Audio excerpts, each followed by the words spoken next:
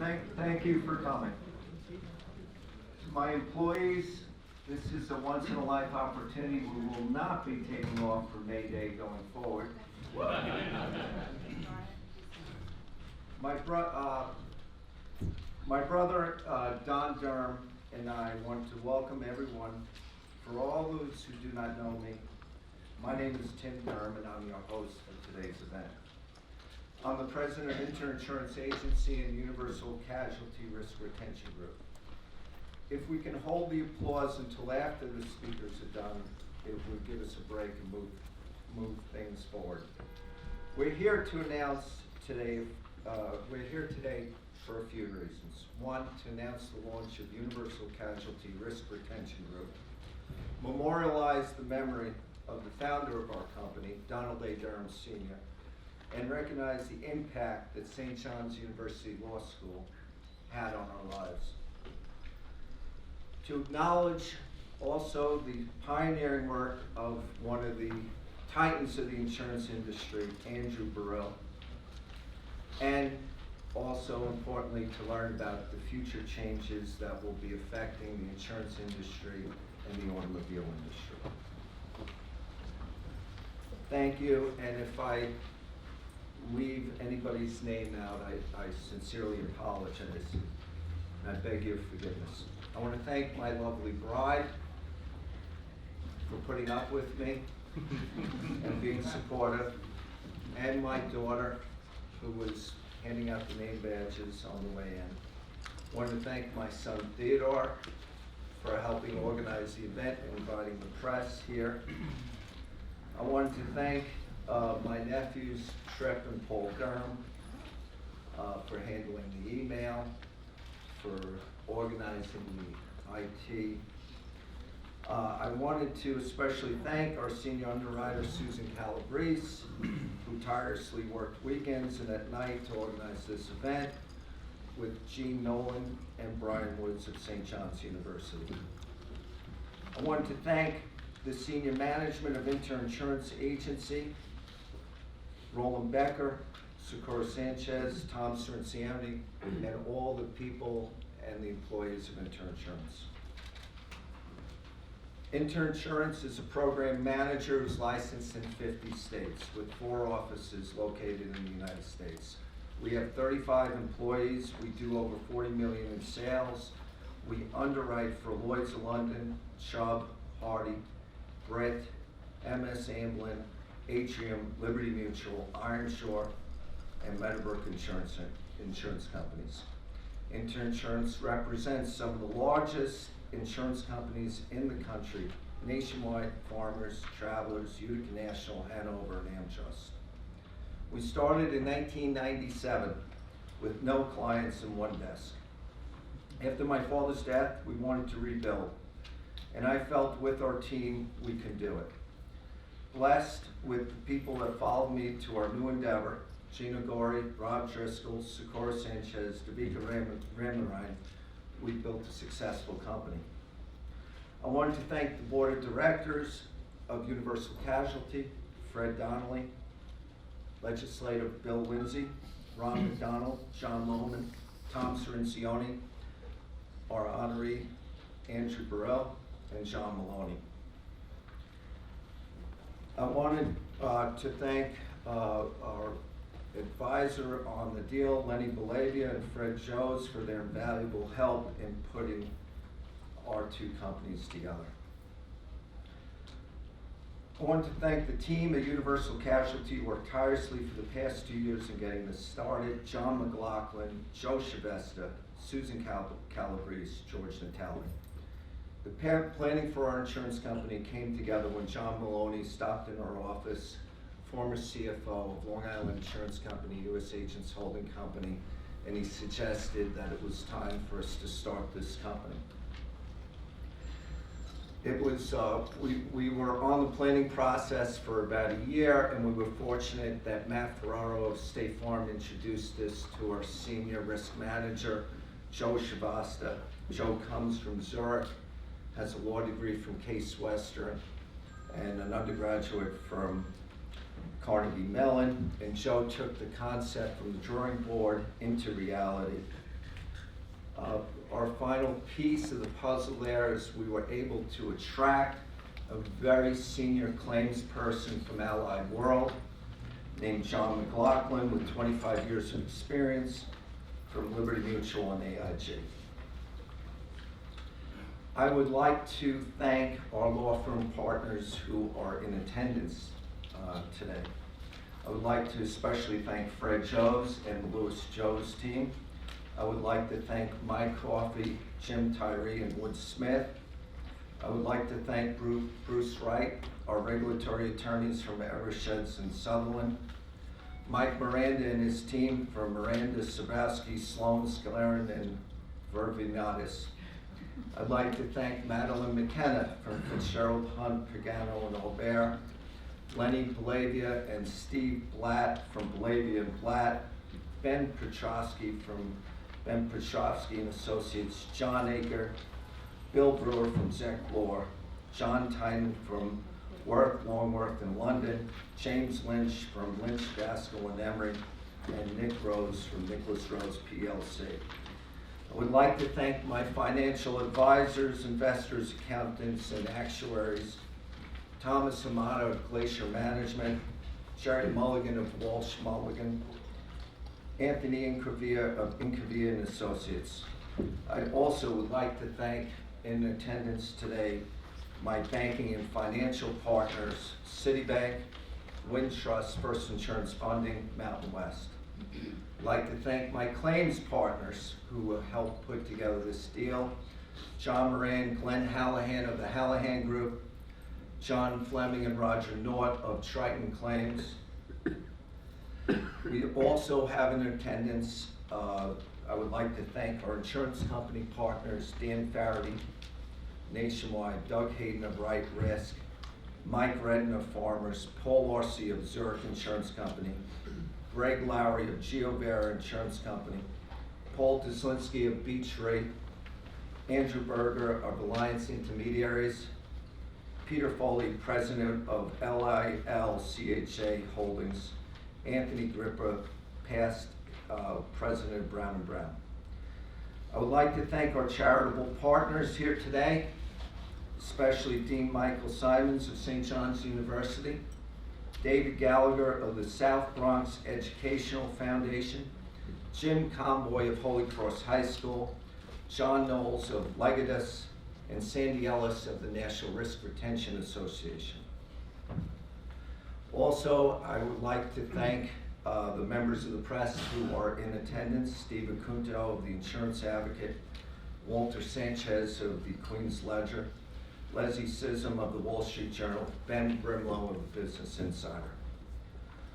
Our retail agency partners who are here today, Matt Andrews of the Matthew Andrews Agency, Zach Corello of Cost Risk Planners, Bob Isaacson, the legend of Global Affinity Managers, Gino Rico of Maximus Insurance, my longtime friend, Leo Fernandez, the Fernandez Agency, Nazim Khan, Steve Massa of JRN Insurance Agency, Bill DeMayo of TCA, Anthony Camus of Skyline Risk Management, Chris Dooney, and many more. We are here, our company is here for one reason. My brother and I are indebted for our father, Donald A. Derham. Our father was a legend to us. He was a man who grew up in Belrose, Queens, on the border of Nassau and Queens County. He attended Our Lady of Lourdes Grammar School, LaSalle Military School, Chaminade High School. He attended Fordham University before World War II. He enlisted in the U.S. Navy as a corpsman in World War II. After World War II, he attended Georgetown University, graduated there, enlisted in the Marine Corps Reserve, was called up again for the Korean War, attained the rank of sergeant upon leaving the Marine Corps. He decided to become an attorney, and he went to St. John's University Law School. After St. John's, he became the head of Queens County Legal Claims for Allstate, and then transitioned to State Farm, becoming one of the top State Farm agents in the United States. My father, Don, was a good son, a good brother, a devoted husband, a dedicated family man. It was always interesting when I talked to people about my father.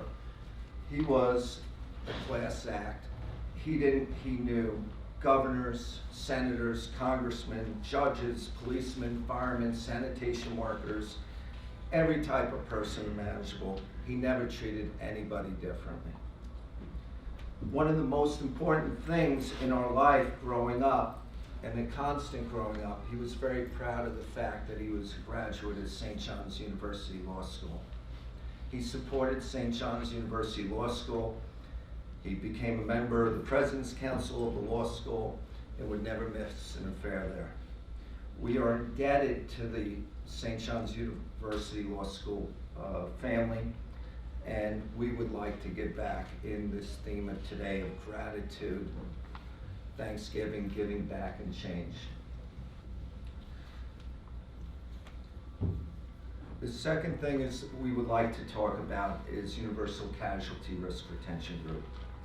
Universal is a joint venture between Insurance Agency and the New York Independent Auto Dealers Association, and Fred Donnelly is here, the president. Our mission is to provide custom underwriting solutions for our member-owner policyholders by offering them cost-efficient solutions with cutting-edge loss control processes. We write coverage for new car dealerships, independent car dealerships, auto service enterprises, short rental exposures, long-term leasing companies, contractual liability insurance policies, cyber liability, and service contracts. Our vision is to become a niche underwriting company specializing in the auto service arena. We believe that current market conditions are right, with tremendous disruptions that are ahead, that we will be in a niche place to access the market and offer these solutions. We believe a fast-moving, responsive, and agile niche insurance company can ensure new industries that will be born from these challenges that are coming. Enough of the ad.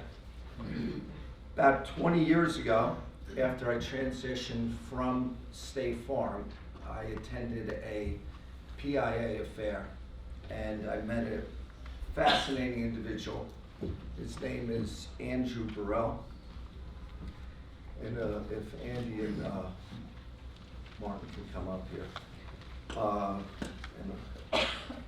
And when I met Andy 20 years ago, I had no idea what it was like after, what it was like to be an independent agent.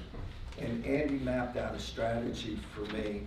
Retail agents becoming wholesale agents becoming managing general agents taking risk in an offshore reinsurance company. 17 years ago, we established International Underwriting Insurance Company in Barbados with Andy's help. We've been managing that for 17 years. And it was time with John Maloney coming in, I had the right team and staff that we started the process of starting a domestic insurance company. After 20 years of Andy, his knowledge, the strategy that gave me, finally we can announce today that we started a domestic insurance company. We have followed this strategy diligently, we have executed, and we have arrived. Andy Burrell is a legend in the insurance business, not only for his constant emails, but he has made people in the business. He was the first offshore reinsurance company to go public in Bermuda. Many of the people that came after him, XL Catlin, Renaissance Re, followed Andy's work. Andy has been around with some of the most important people in the insurance industry, and we are proud that he's on our board as our captive manager. And I would like to acknowledge his contribution to the insurance community. Andy was a longtime teacher at the College of Insurance, literally wrote the textbook on reinsurance. He wrote the Bible for captive insurance companies that everybody follows to this day. And it has been my honor to know Andy, and I'm thankful that he put me on this path that got me here today. And I wanted to acknowledge him, and with the president, Martin Ridgers, who's going to say a few words, we would like to award him a Lifetime Achievement Award from the New York insurance community. So, thank you, Martin. Thank you. Good afternoon, everybody. I'm going to have these in top of the mic. I'm a little shorter. So Tim's taken some of what I've already written up, but Andrew, we appreciate everything you've done over all the years, born at a young age. He finished his thesis with St. John's on captives. I think he probably was about 3 years old, that was 1967. Then he went on, and at that time they awarded him the Fellowship Award, where he got to go to spend time at Lloyd's in London. So I'm sure he learned a lot of experience in the insurance industry, and also learned how to make deals after sitting in a watering hole most of the afternoon. A lot of people. I worked there. 51 years of experience. Andrew's accomplished a lot. His professional accomplishments include in 1972, he wrote his master's thesis at New York University Business School on managing captive insurance companies. In 1977, he consulted with Johnson Higgins, reviewing the insurance and reinsurance programs that were controlled by 350 owned captives. Andrew has worked reviewing large and small captives over the years, agent-owned, insurance company-owned, and cell and micro-captives. Andrew continues to work as director and consultant to owners of cell and owned captives. One of the ones he worked very strongly on was the Appalachian Reinsurance Company. And this is not all he's achieved. I need my water now. Andrew was a reinsurance underwriter at American Re. He worked with insurance companies on rating agency negotiations that requires a complete review of the company's operations, including their organizational, underwriting management, claims, losses, reserve practices, risk management, investments, and reinsurance. He's an active member of the CPCU Society, the American Risk and Insurance Association, Reinsurance Association of America, AMBEST Directory of Insurance Professionals, and I'm not done. Arias US Arbitrator and Umpire. Andrew is also a reinsurance designated expert reviewing agreements, allegations, reports, applicable state laws, regulations, and he's an expert intermediary as well. He also was the investor, as mentioned earlier, in the public offering of the Bermuda Reinsurance Company, an ICO, that became Tranwick Re, and he also founded a reinsurance brokerage firm. He performs feasibility studies for brokers, insurance companies, associations, and other clients as well. He's a litigation expert, especially with respect to captives and reinsurance, and he works as a board of director on several companies as well as Tim's. And he's also been appointed arbitrator in several circumstances. He's formed over 300 captives in his career, and I'm hoping out of all, he enjoyed his time in London. It sounds like about the only holiday he's probably had over the last 50 years. But he did find time to meet a wonderful lady and has a wife and 2 wonderful children. And so I congratulate you, Andrew, on all your accomplishments. I do have one question though. Did you spend time in England? Yes, I've spent almost a year at Lloyd's. Who's your team? Which team? What do you mean? England, come on, football team. Oh, Manchester United. Oh, all right, I'm done. We'd like to get an award. Look at it. Oh, If you my can God. bring it up, if you can get a picture with Andy, his Lifetime Achievement Award. Congratulations, Oh, thank Andy. you. All right. we can get a picture. So we got it. Should I do what Roger Federer does?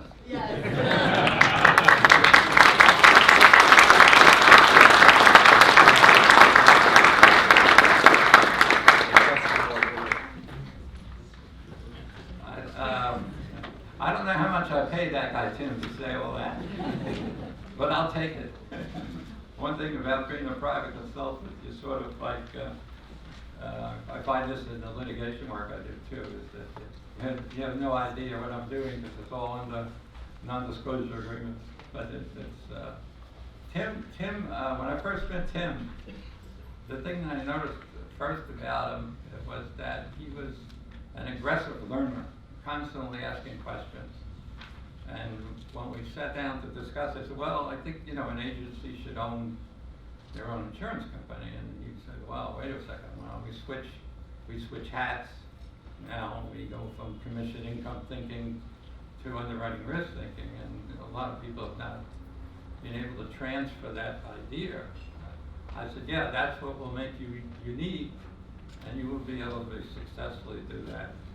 Tim's an outstanding student, so now all of a sudden he's got his retail agency, he has his MGA and everything else, and he's the perfect illustration that if you work hard and you understand the intricacies of business and you surround yourself with good people and you have the financial resources, you too, could be successful. Today we have, when I wrote my book on captive insurance companies, actually it's Swiss Re, I'll pick on them. They did not want me to publish the paper because they felt that captive insurance companies were going to take business away from the industry, and their clients were traditional companies. But it's so funny, like today, when you look at it, they're one of the biggest proponents of captive. So you also see how the business changes over time in terms of what we see going on, what the business is all about. Now we have something like 6,000 captive insurance companies. We have about 4,000 or 5,000 831B captives. We have people out there saying we're going to start this kind of an insurance company. We have people like Lemonade who sell insurance off iPhones. So the creativity of our business is still fantastic, and that's what always kept me running for, what's the next opportunity, what's the next change, what's going on in the business, where do we see it going? And I think that's the fun that your career will have in insurance. And it's amazing that we can't convince young people to come into the business. Look at my lifestyle. I've lived in Bermuda, I've been to London, I've been all over the world. I've visited Israeli Rees, trying to sell them reinsurance. Went to Russia, talked to the Ingersoll people. When you think about the quality of our life that our gives us, it's something that we should all look at and say, well, that's not a bad industry to work for, and you can earn a great living, and you can also have a lot of awards and things like that. But you also need good friends like Tim, and I really appreciate what he's done for me today. Thank you very much.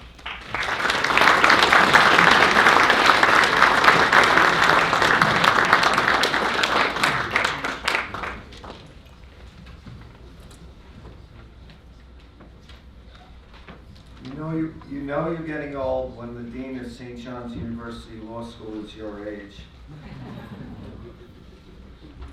We are fortunate to have Dean Michael Simons here, a graduate of Chaminade High School, Holy Cross College, Harvard Law, a very active Catholic legal scholar.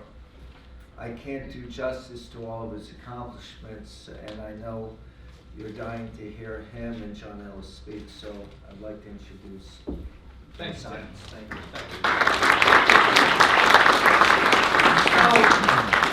So how does a kid from Belrose create a family and business legacy like this? The answer, you saw it on the PowerPoint slide that Tim put up, and it's that great engine of social advancement, education.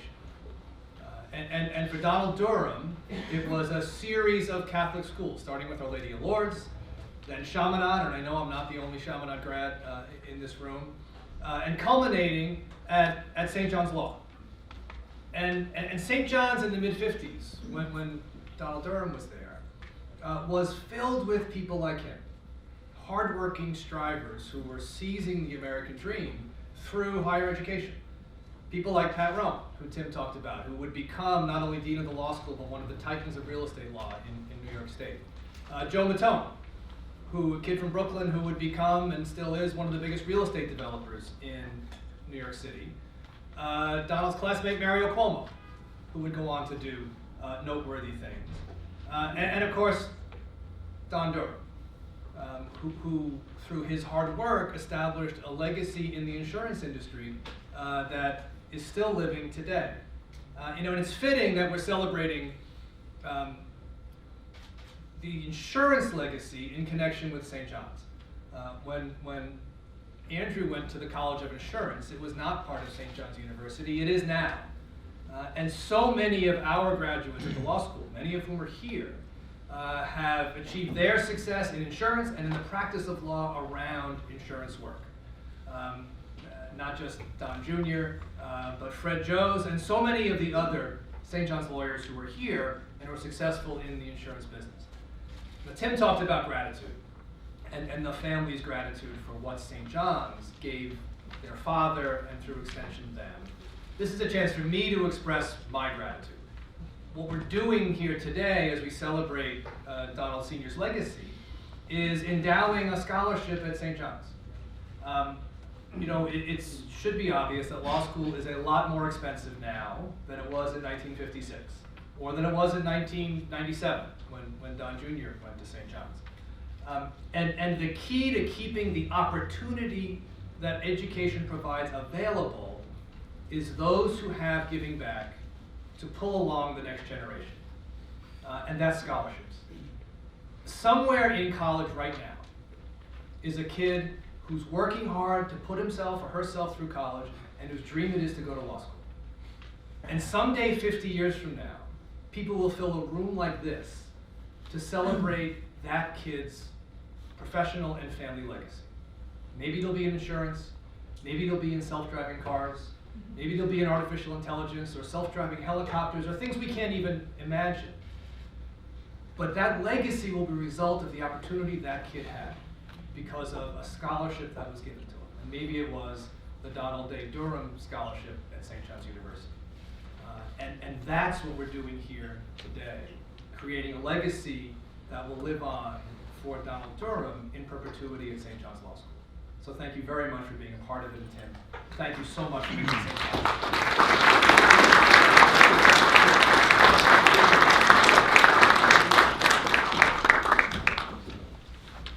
Dean Simons did forget, if you did not contribute, there is a person outside who is willing to take your checks, credit card, future payments. Please think of St. John's University Law School. We would appreciate it. Last year, we met a very interesting speaker, and I was talking to Fred Donnelly at lunch, and we were talking about change. When we changed and transitioned out of State Farm, I brought a team of people with me. And they were willing to take that leap with me, that change would be better, and I appreciate every step. But we see change not only in the insurance industry, but nationally, and we see it coming, and it's not coming later, it's coming sooner. We had the good fortune to meet one of the most knowledgeable envoys of that change happening in the auto industry, and I hope you enjoy this speech by John Ellis. John is on the cutting edge, and I hope you enjoy it. He came all the way from Chicago to be here with you. Thank you, John. Thank you.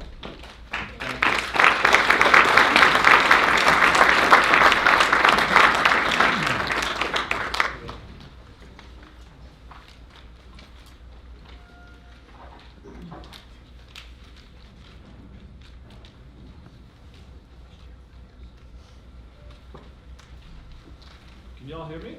Yeah, is the audio on? No? Can y'all hear me? Here? No? No?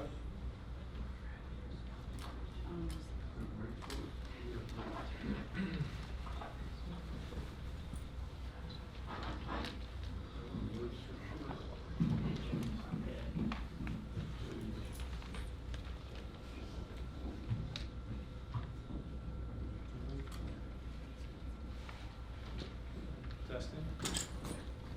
That'll work.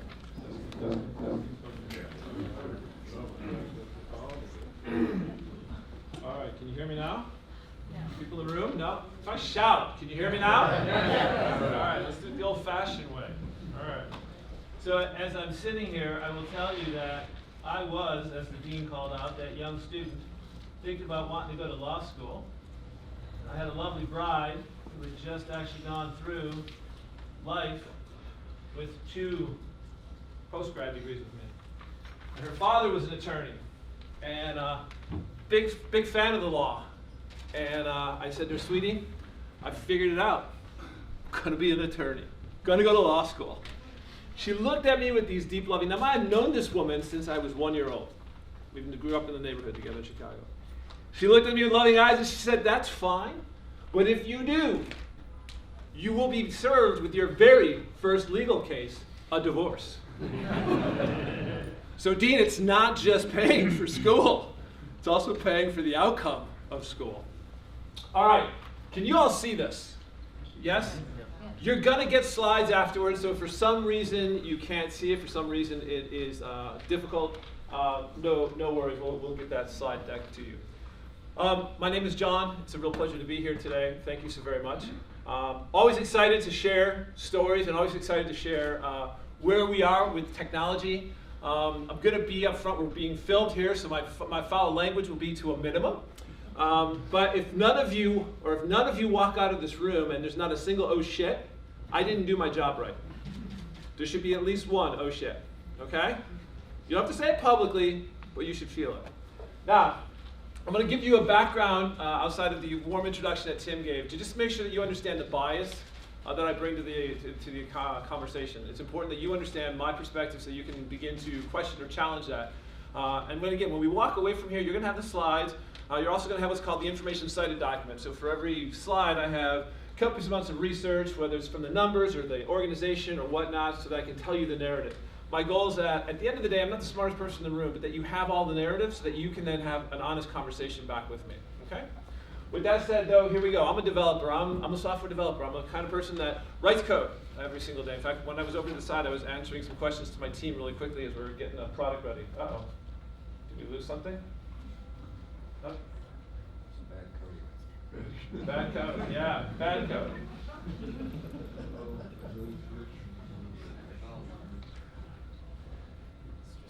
There we go. All right.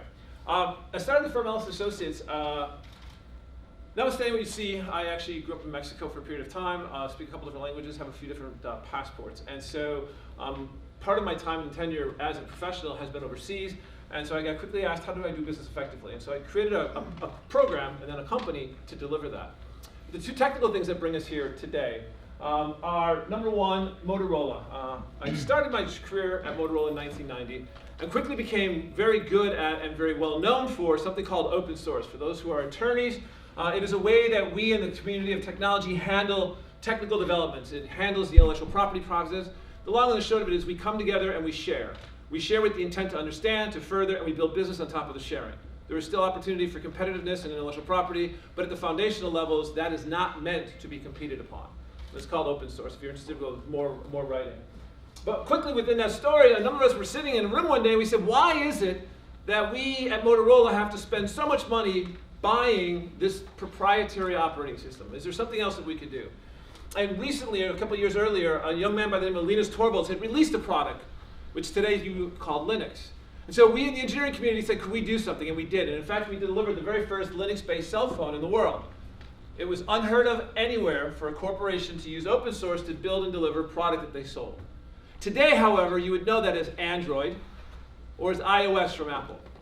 But in the early 2000s, it was an anathema that a publicly traded corporation would build a portfolio built on open source. Quickly after delivering the phone, the next question we asked is, well, do we at Motorola have to be the only company that build and release software? Can we not tap into what our customers want? And so we quickly got together and figured out a way to bring what was happening in the desktop and in the enterprise to mobile. We created the first ever third-party developer program, which basically means that we allowed and enabled through tools and investment that Motorola made, third parties unrelated to Motorola to make investments, build businesses, and deploy them on top of our product. Today you would know that as the app economy. The ability to go to Google Play Store and download an app, or go to iTunes, or go to Amazon. But again, back in 2004 and 2005 when we created this, it was an anathema. You can imagine the board meeting. You're going to do what to whom and why? Now, after 21 years, great relationship, I left and was doing my own thing. And Ford found me. And they said, hey, we'd like you to write us a software strategy paper for this thing called the connected car. We don't know how to make money at it. We'd love to figure that out. So I wrote them a paper. They liked it so much that they then hired me as a global technologist, highest ranking software executive in the company. And for 3 years, I spent time in Dearborn basically trying to recreate the same sort of chaos that we did in the mobile industry. And so what we did is we basically said, can we figure out a way to take your most personal device and integrate it with the most expensive personal device you will ever buy, the car? And can we offer you even more personalization than the Henry Ford statement of, I don't care the color so long as it's black? And we did. We figured it out. We built something called open source. We built a program around it. We figured out how to bring your mobile life into the car and to personalize the car and its experience so that you had a different experience than your spouse or other family members. Yeah, you all owned a Ford, but you had a different experience. And then I went in front of Alan Mulally, at the time CEO, and I said, listen, Alan, the only way to make this work is if we get all the other OEMs to participate. The only way we get third parties around the world to want to party with the automotive industry is if we make ourselves big enough to be interesting to them. Individually, none of us sell enough. You can imagine his shock and dismay when he said, what are you talking about? But anyways, he said yes. And so I traveled the world and met with each of the OEMs. And for a year, I acquired yet more reasons for that first legal action with my wife. But I also acquired points, and I acquired nights around, and I also acquired how to say F you in 14 languages. Because not a single OEM could believe that Ford would be so magnanimous as to actually give something like this away. But two companies actually heard the story. Two companies listened to the story, and two companies went forth and productized that story. Those two companies are Apple and Google. And today you have Apple CarPlay and Google's Android Auto. Those are the technologies that our team built at Ford and wanted the auto industry to bring forth. But they couldn't understand that story. So at this point in time in every presentation, as part of my public disclaimer, if you want to know where Apple and Google going, just follow me, because they seem to be following me, and I don't get paid to actually do any advising for them. So it's a perfectly acceptable, perfectly legal way for you to make lots of money. Okay? Good. After 3 years, it became abundantly clear that we were not going to actually change each other's culture. And so I parted ways with them, went off to do my own thing. Today, the firm's now a 10-person firm, and we do consulting and advisory work all around the world. And last year, I was blessed enough to be able to actually write a book, put it out on page, and be on a TED stage and talk publicly about some of the stories that we're going to talk about. So that's my bias, that's my background, and that's where we're going to go to. Okay? Now, I said to you before that there should be this oh shit moment. Maybe the better word, the more professional word is, you're going to feel something in the gut when you walk out of here. You have a choice of what to name that. Most people that I work with will name it fear. I'm going to suggest that you don't call it fear. Fear freezes you. Fear makes you stop doing what you're doing so that you don't get eaten by the lions. It is a biological, physiological reaction that you cannot control. Instead, call it paranoia. Paranoia recognizes and acknowledges that there's something wrong with the universe as I previously understood it, but I am motivated and not frozen in place, and I can make change, and I can effectuate change. So when you walk out of here, that oh shit moment, you allow it for you, but then realize that there's paranoia for it, and we're going to hopefully then channel that for some actions for you to do. But with everything that we talk about with the future, I love to rely on Yogi Berra. It is super hard to make predictions, especially about the future. So take everything that I'm giving you with that grain of salt. Take the slides, take the material, come to your own conclusions. For those of you that want to follow up afterwards, Tim and team have my contact details. I'm happy to engage. Okay? And with enough of that, let's start. Our story, all of you in this room, start in 1886. That's when Carl Benz actually patented the first what we call combustion engine car. Yes, there were cars and patents before that, but the car that we know today was patented in 1886. If you were to lay down the patent from 1886 for the combustion engine mechanism and a car from today, they would be very, very similar. Yes, we've made advances, but we've made advances in propulsion and in other ways that we still burn and blow up bombs and put them into a drivetrain. We've been better at that, but fundamentally the patent claims still hold true as they did 131 or 132 years ago.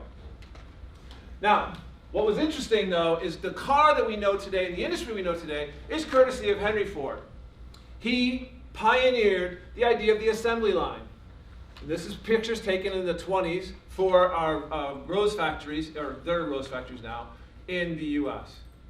He was so convinced that men and women of average income should be able to buy a car, the assembly line was to drop the price. And in 1922, Saturday Evening Post, he put forth this, opening the highways to all mankind. His goal was that everyone should be able to purchase a car. And with that one simple position, he created the business model of the individually owned vehicle. The individually owned vehicle business model created by Henry Ford. And what an impact such business model has had on our world. This is Dallas-Fort Worth. This is Chicago. This is Michigan. And I could go on with Shanghai, Korea, Osaka, Tokyo, the Netherlands, Bombay. It matters not. The world that we live in, regardless of our race, gender, politics, doesn't matter. We are defined by a decision that Henry Ford took in the early 1900s to build a vehicle for the common person. And now, what I'm going to ask you is a rhetorical question. If you know the answer, by all means, feel free to throw it out. Does anyone know how many miles of roadway there are in the United States of America? Just a little over 4 million. Now that number is a little dated, as you'll find in the documents, because our US DOT still believes that paper, pencil, and watching things is the way to count, and so they're still working on trying to calculate all the miles that their persons are walking through the United States. But it's probably upwards to maybe 4,100 to 4,200. It is not a dramatically large number. But what is super interesting is when these cars are not on these roads, they are in essence like that. That's an airport in Japan, Hamada, Japan. And unfortunately, even more so, when the cars are not like that, they're actually like that. So now I'm going to ask for a question, and this is not rhetorical. You can throw out an answer. I'll wait exactly 30 seconds. How many parking places are there in the great United States of America? Just the 50 states. Don't include Puerto Rico. Don't do that. Just the 50 U.S. states. How many parking places are there? Take a gander. Anyone? Throw a number. 200 million. 100 million, 2 million, 200 million. Okay, keep going. Anyone? 300 million. 300 million. All right. Ladies and gentlemen, on the top end for the most aggressive study ever conducted by scientists, it is 2 billion parking places in the United States of America. And the way we get to that number is on a calculus of about 275 million cars in the car park. That's what we refer to the distributed cars. And each person has on the order of 8.6 car places. You have a car place at home, even though you don't count it because you're like, well, I got a garage. Well, if you didn't have a car, you wouldn't have bought a house with a garage. We actually have opportunity costs that get wrapped in here. You have a parking place at work. You have a parking place at your doctor's office. You have a parking place at your spouse, at school. And so we go through this. And again, it's a high-end aggressive study. On the lowest end of the aggressive study, on the lowest end, it's about 650 million. But what's important is what does 2 billion translate to? I mean, I'm good, but I don't know that I'm very conceptually good. So what I found out is that it's always good to put it into space. A parking space in the United States of America is 9 feet wide by 18 feet long. That is a physical, national, federal standard. And so when you just calculate all that, what's roughly 11,622 square miles of real estate in our great United States dedicated to putting a car on it, to park it. So it's not even being used. Okay? Now, that's a big number, but I still have trouble trying to process that. So I go back to, I'm from the great city of Chicago. I understand we're in the great city of New York. It's great, but Chicago's actually better. And in the city of Chicago, if I process that, it's equal to 50 cities of Chicago in the United States of America dedicated to parking cars. That is the impact of Henry Ford's decision in 1922. Now, this is what we call Transportation 1.0. Individually owned, human-driven, combustion-propelled. And since we've numbered it a 1.0, reasonable minds might suggest that there's a 2.0 or something different. In fact, there is. Transportation 2.0 is defined as shared, not individually owned. Autonomous, no human intervention. And electric, non-fossil fueled propulsion. And it is that story that we're going to talk about as we look around the corner and its impact to being in a dealer business or to being in a risk retention business behind dealers and the future of where we're going to go as a society. So let's start, decompose this starting in, the first one up is sharing. I always get a lot of comments, oh, John, I don't like to share. I'm not a big sharer. I'm a US guy, I don't share. Well, this is the sharing evolution of economy, right? Car rental, book rental. I mean, we all share. We just don't call it sharing. We would call it renting. But that's sharing. It's not something we own. We use it for a period of time. And there's really two key points in there. Car rental is a very mature business. And this new thing called car sharing where we've now enabled you as technology to be able to share the car that you own. So you bear the capital risk. You bear the operating risk. You bear the ownership risk. But then you let somebody else use it for some kind of money and offset, right? Previously doable, but it was hard to do. And so with technology, we're making it faster, simpler, and easier. And a Pew Research from 2017 said, let's dispel this thing about sharing in the United States. So the black bars are the adult sharing economy users. You did something in the year to be tagged a share. You were on Airbnb, you were on Turo.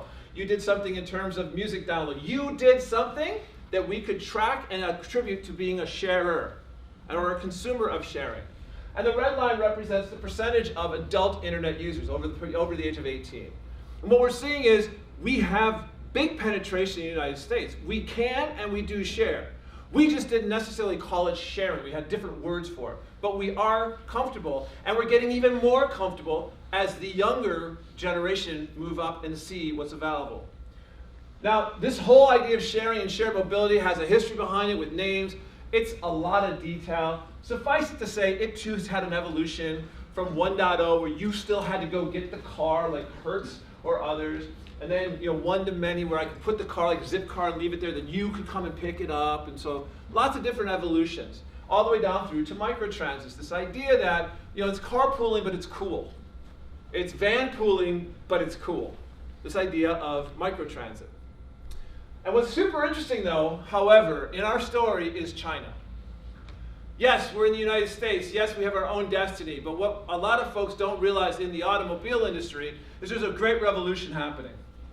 The US Big Three have historically built cars for every different market, and they literally built cars for every different market. And they began to realize over time, with the population of electronics that was going in, that was a very expensive proposition. So over the last 10 years, they've been going to what's called platforming. They build a single car, and they figure out how to skin it, or change it, or slightly modify it to go into a different market. But they build a single car, and they have historically built that perspective from a US one. And guess what? Most people in the world built it from the US one, because the US was the largest market. Well, China last year had 27.1 million units sold versus the US is 17.1. China has an anticipated market of 32.1 in 3 years' time. China is the new market to build and sell cars to. So it's important to understand China. And this chart is going to give you at least one of those holy cow moments. First up, 150 million citizens in China of a 1.1 billion populace do not own a car but have a driver's license. They are authorized by the state to drive a vehicle, but they do not own a car. Almost 10% of the population. In the US, it's less than 1%. Number two, upper, the whole idea of sharing, the whole idea of using. Over 10% of the Chinese vehicle fleet that exists on the ground is considered shared. It's a rental car or a Toro or an Uber or a Lyft or some other transit function. This compares greatly to 0.1% in the US and gradually 1% for all Western world. And then last but not least, Didi, D-I-D-I. That is the version of Uber, but it's a competitor in China. Super interesting stat since coming up. Didi does 8 times as much volume than Uber ever did in a single day in China. So, I can tell you right now, if the OEMs cap onto the fact that China is mostly sharing and mostly conceptive of not being an owner model, and they're going to start building cars then to understand the sharing model. This is exactly why GM took an investment in Lyft back about 3 years ago. They don't, OEMs, understand how you use your car. You who are in the dealership model know that you have the customer relationship, not the OEMs. OEMs are blinded to the fact of how their car is used or how their vehicle is used, and therefore they spend great deals of money trying to back into that. If in fact the car is going to be used for a sharing model, that will inform them differently as to how to build it. So we're going to see the impact of sharing, whether you believe in sharing or not, coming to our vehicles. Next up, the autonomous vehicle.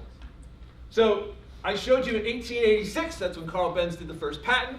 A few years previous to that, though, we had our very, very first human fatality with a vehicle. 1869, Mary Ward, 34-year-old mother, scientist, wife, thrown from a steam-powered car. So very similar to our debates over formats, DVD or Blu-ray, go back and forth, right? They too had a big debate over format in terms of what was going to be the propulsion system of the future, steam or combustion or fossil fuel. Obviously, fossil fuel won. But in 1869, on an afternoon, Mary Ward was thrown from the car as it made a turn and killed instantly upon her fall to the ground.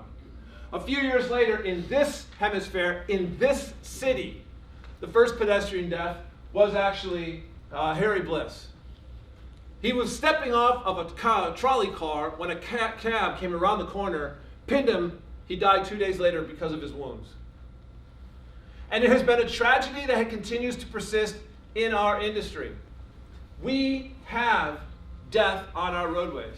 This is a chart from the World Health Organization who track vehicle mortality, collision mortality on our roadways. Year end 2017, just a little north of 1.25 million people lost their lives in vehicle collisions.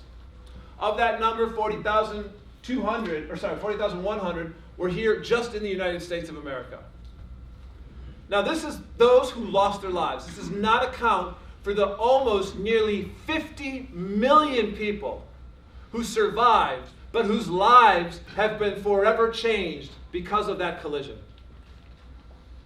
And so with this number, 40,100 in mind, I encourage you to contemplate, and unfortunately I understand where we are, and so the emotional aspect, please forgive me, but this is equivalent to 2 fully loaded 747s falling out of the sky every week, each and every week for a calendar year.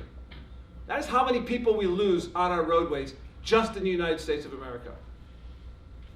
We know how we responded as a country, and we stopped flying for a period of time until we could figure out what was going on.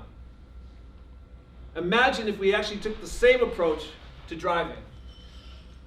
Now it turns out that there is a group of people who are trying to take that approach. They are led by, this one's right here, this quote's from a guy by the name of Gabe Klein. He's a former Department of Transportation official, the city of Chicago, DC, a very, very loud speaker for cities and pedestrians and trying to manage vehicles and traffic in a different way. And he is currently speaking publicly about the idea of human driving is the new smoking, to engage with the mental and emotional model that started when we looked at smoking and we eliminated smoking. He and others believe that driving, the act of human driving, is a disease and it must be eradicated.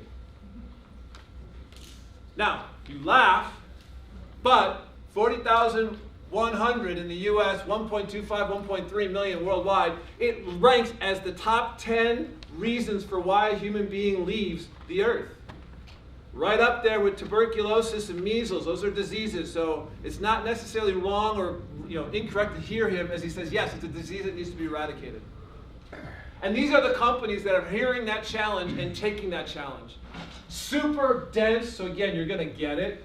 Title of this chart is called The Building Blocks of Autonomy, and it lists all the different companies with logo as to who's doing what, and it breaks them out. So you have things like connectivity, you have sensors, processing, autonomous solutions. The idea was to give you a sense for what's happening in the number of companies that are involved, the amount of investment that's going after this problem. Now, I always get asked, okay, John, let's just put all the rhetoric aside, just answer the simple question. When can I buy an autonomous car? So I hear your whole idea of the individual business model going away. I don't believe you. I want to know when I can buy a car that is autonomous. And so what I do and what I did here is I put this chart in. The chart's a little old, it's about 4 years old.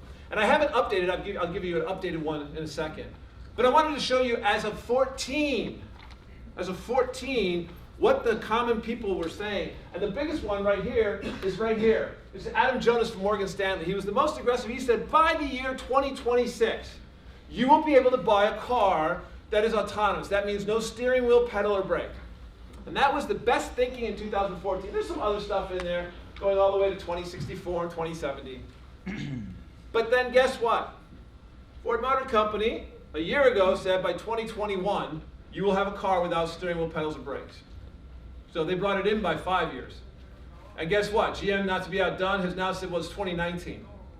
We're going to start looking at some charts here. It's happening. As long as you live a relatively healthy life, it's happening in all of your lifetime. The construct of being in a car and not actually having the right or the opportunity to control that vehicle. Now, I promised you an updated chart. I understand it's going to be kind of hard with the wire. But basically, this comes from, as courtesy of one of the cities down south in Australia. They put it forth as a model by which to look at and listen. And they basically break this up into 4 phases. Starting today, phase 1, and that is about getting people all excited about what's already there today and all the technology that's available today. Rear view cameras, right? Lane keeping assist, emergency braking, forward crash avoidance, the ability to actually understand lane departure, all sorts of good stuff. Turns out, average hold time of a car in the United States is about 11 years on the high end, and guess what? That puts us at 2007, the last time a person bought a car. They go to a car today, they're going to be shocked. Shocked at the amount of automation, shocked at the amount of behavior, shocked at the way the car behaves, and unfortunately here in the United States, pretty much around the world, we don't teach people how to drive. Let me be very, very clear. We teach you the rules of the road, but we don't teach you how to drive. We don't teach you how to use your vehicle. We don't teach you how to interact with other vehicles. You get maybe 50 hours with mom and dad on the roadway, but we don't require it, we don't teach it. We teach you the rules of the road, and we call that good enough. And yet our vehicles are so complex that we are now running into driver distraction issues with the exact same technology that's intended to stop them. People are fighting the car. So 17 is where we're going to have to teach people that the car can, in fact, do some stuff. In 2022, we're anticipating seeing the first deployment of cars in fleets fully autonomous. You're already seeing them. We're going to talk a little bit later about them, but you're seeing them in Chandler with Waymo. You're seeing them already. They have safety drivers and others, but they are fully bound. They are fully done. Most of that is policy checking. Most of that is policy working with the cities. But we're seeing, and we're on the precipice over the next 5 to 7 years of major movement in terms of material autonomous adoption by cities. You move upward to 2022 to 2027. By 2027, we're going to start seeing full movement of autonomous in terms of the lightweight vehicle fleet. And then about 2040, we're going to start seeing for the very first time cities being able to design streets for autonomy. Right now, we're integrating autonomy into street design and city designs that are 100 plus years old. And those designs were built on top of the idea of individually owned vehicles. Imagine what the city would look like if you don't own the vehicle. If you don't have to drive your own vehicle to park. What does the city look like? What do the streets look like? So cities are beginning to contemplate what that means, because 2040 is only 22 years away. Not that long away. Now, here is the chart, high end that it may be, that shows you some of the most interesting date-wise examples of what's happening. And we have some differences in colors between blue and yellow. I won't go into it. Suffice it to say, as with engineers, everything's about being technically accurate. For what you need to know, this is autonomy. Don't worry about it. If you're interested in nuances, we can go talk about it. But we're talking about Waymo right now with autonomy. They're actually out with Pacificas. Now, yes, they still have steering wheel and pedals, but they've removed them for some of the testing. Now, they're doing it under guidance, but they're removing them to test and validate. But when we get quickly, we're seeing all the major brands, all the major companies. When you get to where Ford's at, that's where there literally is no steering wheel. The car is manufactured from the ground up with no steering wheel and with no propulsion controls. No brake or no pedal. And we are talking about, and OEMs are signing up to delivering these into fleets for real world usage and deployment 2021, 22, 23, right around that time frame. This is not a bunch of startups in West California trying to work this out. They certainly started the revolution. But this is major corporations with shareholders talking publicly and giving guidance publicly to their shareholders. For those of you on the legal front, you know what that means. This is best understanding of what we're talking about. This is not smoke and mirrors. All right, I always get John, I'm never in a million years going to be in an autonomous car. I wouldn't trust it to have, for a day. Wouldn't trust it. And you know what, I'm a developer, and I wouldn't trust it either, but that's for totally different reasons. Kidding, totally kidding. So what I always like to point out to people is this picture. Who here hasn't been on a road at night? Beautiful road, 2-lane highway. You're doing your thing, and there's an oncoming car. I want you to understand that in that situation right there, you, as a driver, trust that someone, i.e. the opposing driver, isn't any of these things, right? They know the rules of the road, they're not on a call, they're not distracted, they're not on their opiates, or they are on their medicine, right? They're not talking to people, they're not messing around, they're driving. And they're not going to suddenly and at the last minute veer across the lane and hit you oncoming. You don't even contemplate how much trust you put into your opposing person. And let me be very clear, we're humans and we suck. 90% of all car crashes in the world are caused by human failure. So, before you immediately say, I'm not going to trust it, take a step back and understand what you already trust. And understand quickly that you'll get there over time. Because as soon as I can show you increased productivity, increased speed, increased opportunities, increased abilities to not worry about traffic. I was in an Uber today, leaving home to go to the airport. He goes, which route do you want me to take, sir? I'm like, dude, I don't really care. It's 44 minutes either way, maybe 45. I got work to do. I'm good. Just take whatever route. I sat in the back and I worked. Then next thing you know, I was at the airport. That's the future we're talking about. And as soon as you get comfortable with that, it doesn't matter what's in the front. Now, we do have to talk briefly Uber. There was a tragedy 4 weeks ago. A woman by the name of Elaine, 42-year-old woman, walking across the street and was hit, struck, later died of the injuries she received from an Uber vehicle that was operating in autonomous mode. Let's be clear. There is not going to be this immediate, we're dropping 40,100 to zero. This is an evolution. It is a journey. There are going to be issues along the way. Most of the technologists will agree and understand it. So for those of you, especially from St. John's at the university, if you're looking for like really cool ethical and legal kinds of conversations, there's a current debate that's currently going on. If I could introduce technology tomorrow and drop the number of 40,100 to 10,000, yet I know for a fact 10,000, I just don't know which 10,000, but 10,000 people are going to die on the roadways. I'm saving 30,000. Do I have a moral right to not put that out? Because I'm afraid of getting sued from the other 10,000. And these are debates and questions that are rampaging throughout the technical arena right now. At what point in time is good enough? And so part of what's going to happen right now with Uber especially is we're trying to figure out what are some of the rules for sharing. Because one of the things that I didn't talk to you about is this idea that as the cars become more complex, they're absolutely more and more looking like planes. In our commercial airline space last year, not a single person died in the world. And so what did they learn and how have they learned how to share and how do they learn what they do during crashes and what happens? Those are the things that we're going to have to start learning because on the surface side, we've never contemplated safety before. Safety was a feature to be sold by OEMs. Safety was a feature to be traded off by price points in packages.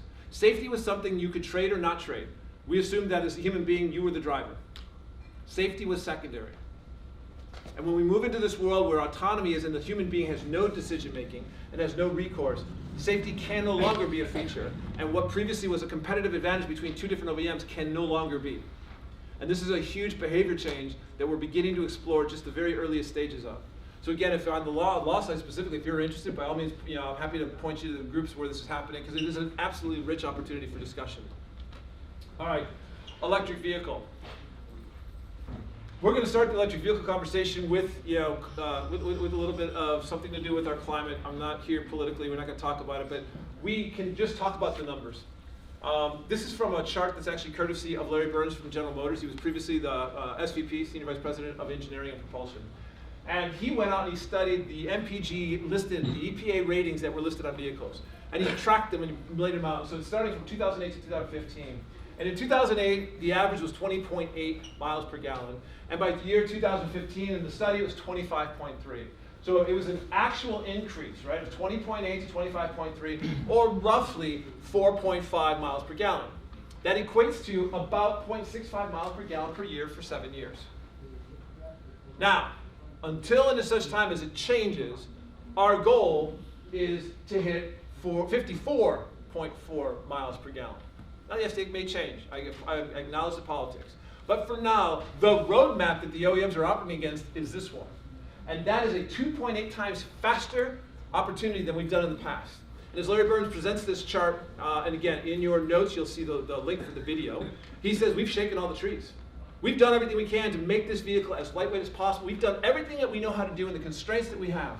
We are now going to venture into the constraints of exotic, aka super freaking expensive.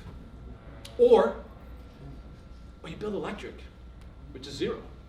And that's why every OEM is going down the path full force into electric. Because when they put in electric, they balance their fleet out. The CAFE stands for a fleet economy. It's over the fleet, not on an individual vehicle. So the more you add electric in, the more you balance out your fleet. And what they're finding, though, these OEMs, is, well, wait a minute. Building a combustion engine car, that's like 2,600 parts, of which a bucket load of them are moving and failing. Super hard, super complex, super dirty, super interesting, but super hard. Then it turns out that I could build an electric vehicle that's got like 12 parts, of which 0 parts move. And it's super easy. And guess what? It's even more super easy because the OEMs didn't believe that electric was coming, so they don't have intellectual property coverage. They dominate the combustion engine engines.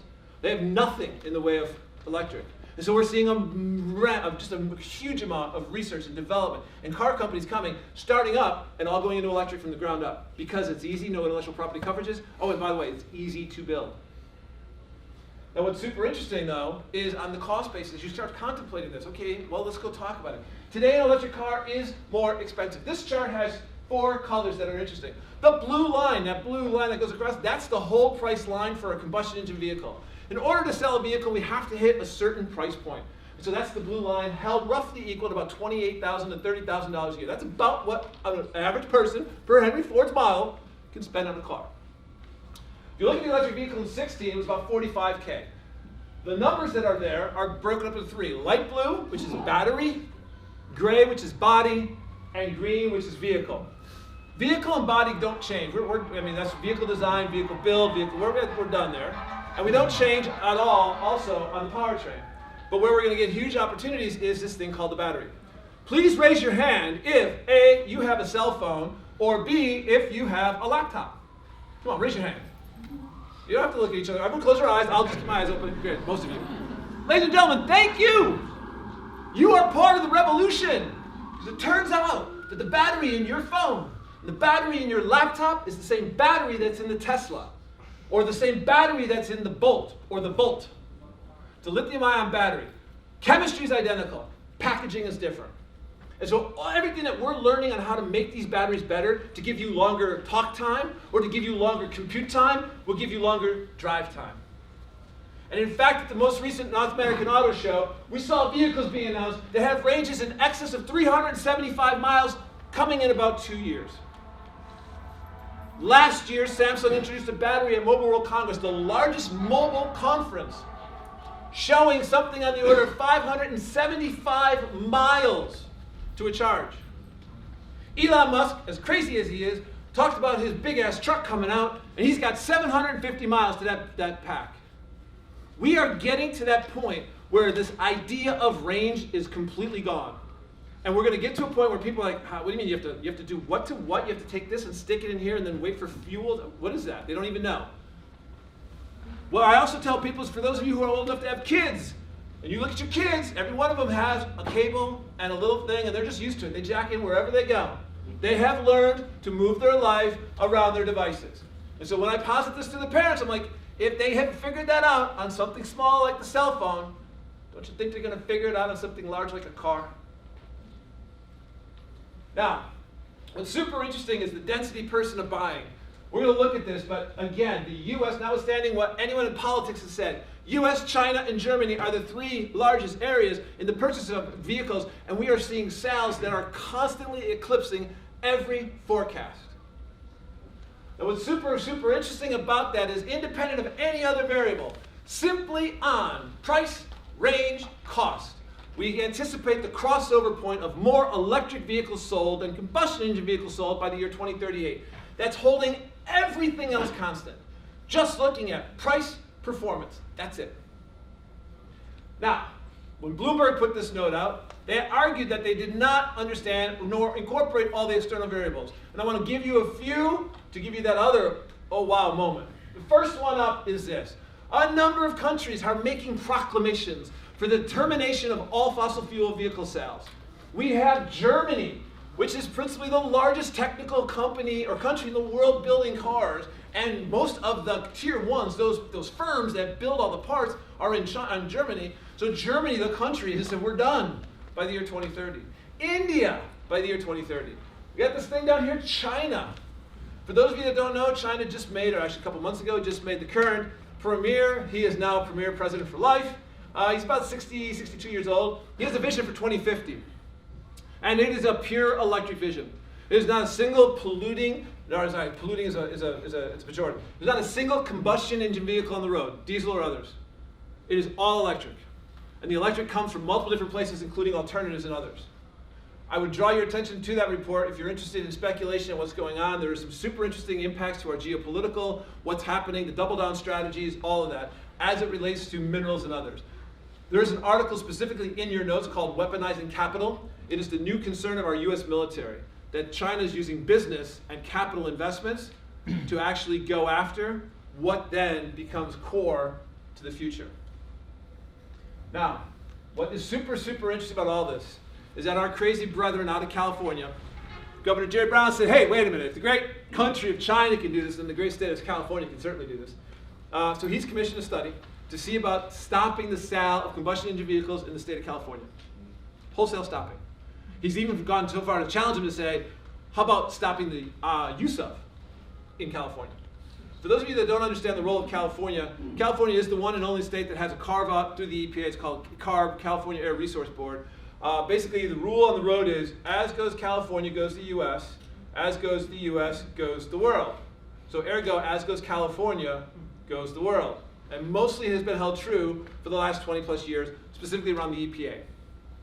We're going to certainly see as goes China, goes the world. But if California copies that and is successful, we're going to see as goes China, as goes California. And by then, that double down and double whammy, there's nothing left. You're all going to follow that platform role. So again, this is super interesting to understand the timing and the time frames that we're talking about. The only country on that entire set of charts that doesn't have multiple electoral cycles and has the possibility of flux is China. And they are holding firm with the reaffirmation 2030, no sales, 2040, no operation. Now, I want to share a little bit about Tesla. I have a video. We're not going to go into it much. I'm just going to show it to you, but we're not going to watch it all completely. But I want to talk to you about why and what is so interesting, because now this is the insurance side. So this was all about before the car, but I want to talk to you about the insurance side. And I speak a lot to insurance groups, and they're always like, dude, we understand, man. We got it. We are underwriters. We understand the risk. I'm like, okay, let me just tell you my story and then see if you still understand the risk. So our story starts with this graph. In September of 2012, Tesla sold the very first Model S. A short while later, 5 years, they sold another one. Throughout the course of the sales, they were doing what they call software releases. They were updating the software that's on that vehicle. That represents every single public release of software that went out. Now, most of the people know that because, oh yeah, I got a new speed, look at this, my car goes faster, that's so cool. But what people don't realize is, yeah, that's neat, but no, there's even more. There's wholesale functional change to this vehicle. From its ride height to address some concerns about debris on the roadway, to the way in which it drives, to the way in which it handles, to new features that are available to it. Each and every release is unique. And what's super interesting to draw this to the point is right here, cabin overheat protection. An engineer in Tesla heard and saw a story of a person or thing, don't know if it was an animal, died in a car, overheat. And was like, how the heck is that possible? And began to realize that he had access to all of this cool stuff that he could do. So what did he do? He realized that we have weight sensors in a car. So when a car door closes, we can tell if the seats are still occupied. We have motion detectors to tell if there's movement going on. We are electric, so we don't care where we are about maybe circulating the fan. We can turn the car on. And we have an air conditioning unit. Oh, we have a thermometer, temperature gauge. Oh, and we have connectivity. So he combined them all with the software release right there in 8.1, I think it was. And it's called cabin overheat protection mode. You shut the car, walk away. If they detect motion or movement or weight in the car, you get an alert on your phone. The alert says, we have detected something in the car, please go back. We've turned on the fan circulating cool air. But then this doesn't stop there. As the temperature increases, the second threshold goes, puts it out to your social graph. Hey, let your friend know. And then and only then do they finally call 911. The reason for that when we talked to the engineering team was, well, if we called 911 right away, you might lose your kid. Like you might actually lose the opportunity to be the custodial overseer of your child. We thought that was a little aggressive. So we set the thresholds a little bit lower, but we will quickly get there. This was a software release that went out, and everybody got it. And every car's got it. And what's so cool is this entire thing, every car gets the release. So 5 years earlier, the car never had it, now they have it. That's the power of what Tesla's model is. They are a software company who builds cars, as opposed to a car company trying to figure out how to slam and jam software into it. Now, why is that super interesting? 30 releases of software, of value add, of functional differences were made available to the very first car owner of the Model S in 2012. If you as insurance people think you've got the risk covered, I'm telling you right now, you are misunderstanding risk. Because when that car pulls in on Friday, the car you thought you were insuring is different on Monday. It's got the same physical body. I don't disagree with that. But functionally, that is a different car. And if you were to underwrite the car on Monday versus the car on Friday, you would probably find reasons to change your underwriting schedule. So don't for a moment think you have it. And the more that the car companies go to software defined and software updating, we're going to have to figure this out and understand this. Huge impacts to how we have underwriting and what a policy really means.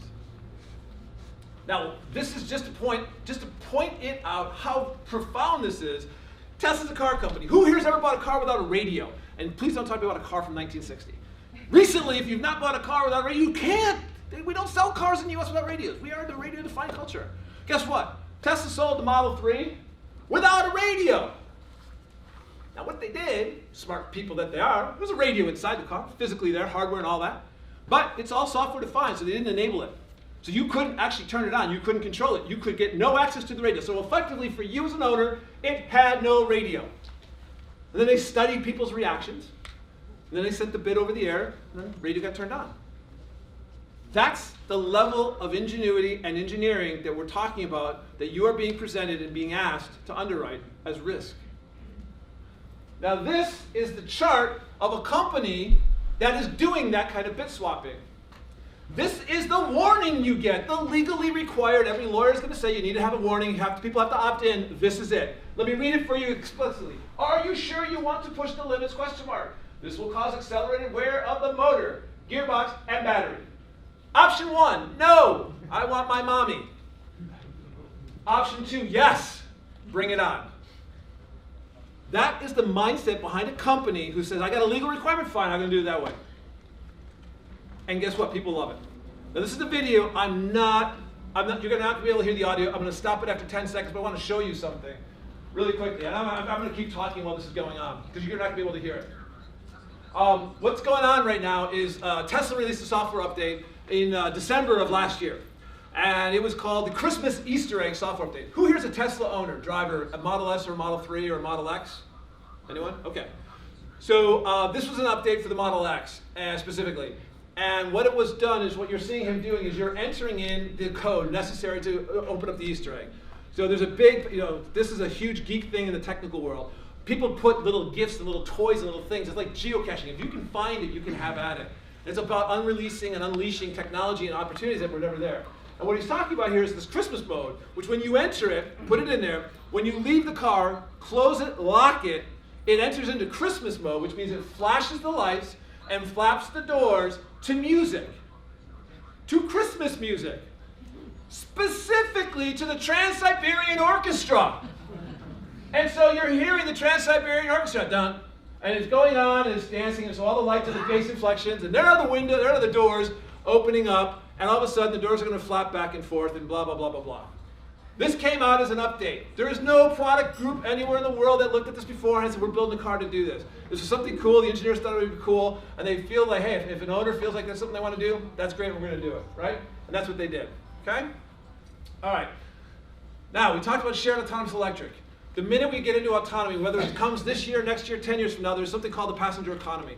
And so suddenly I want to talk to you a little bit about the passenger economy, because regardless of where we go with sharing, autonomous or electric, I think the financials and the economics behind the sharing or the passenger economy are what's going to take us over the edge. Here we go quickly. First off, arrival of smart city innovations are finally allowing cities to cap down on and take advantage of opportunities to remove or reduce single vehicle owner usage, single vehicle usage, single occupancy. This is one of the largest issues to congestion, single occupancy. Los Angeles has a stat. If you were to look at all of Los Angeles, look at all the cars on the road, cut the tops off, count all the people, divide it by the number of cars on the road, you'd get an occupancy of about 1.1. If they could just up the occupancy to 1.2, so 1/10, if they could just occupy up the occupancy to 1.2, they could reduce all known congestion over all known days, over all known peak travel times. It's not a big move to remove the congestion. And so many of the cities are now taking advantage of this, most notably London, Singapore, Beijing, Hong Kong, huge populous cities are beginning to put into place the technology needed to begin to, hey, if you want to be a single vehicle occupancy usage, that's great, no problem, but you're going to pay that privilege, versus if you got 4 people, 5 people, 6 people in a car. 3 reports I'm going to draw your attention to. Again, they're in your notes. Number 1 on the far right-hand side, on my far right, your far left. Boston Consulting Group. In April, sent out a teaser. This is April of 2017, and then published the final report towards the end of the year. And they were rethinking the car, and they said, listen, we have a prognostication to make, and that prognostication is as follows. We believe by the year 2030, so 12 years from now, actually it was 13 years from when they did the report. 12 years from now, by the year 2030, 25% of all vehicle miles traveled will be shared autonomous electric vehicles.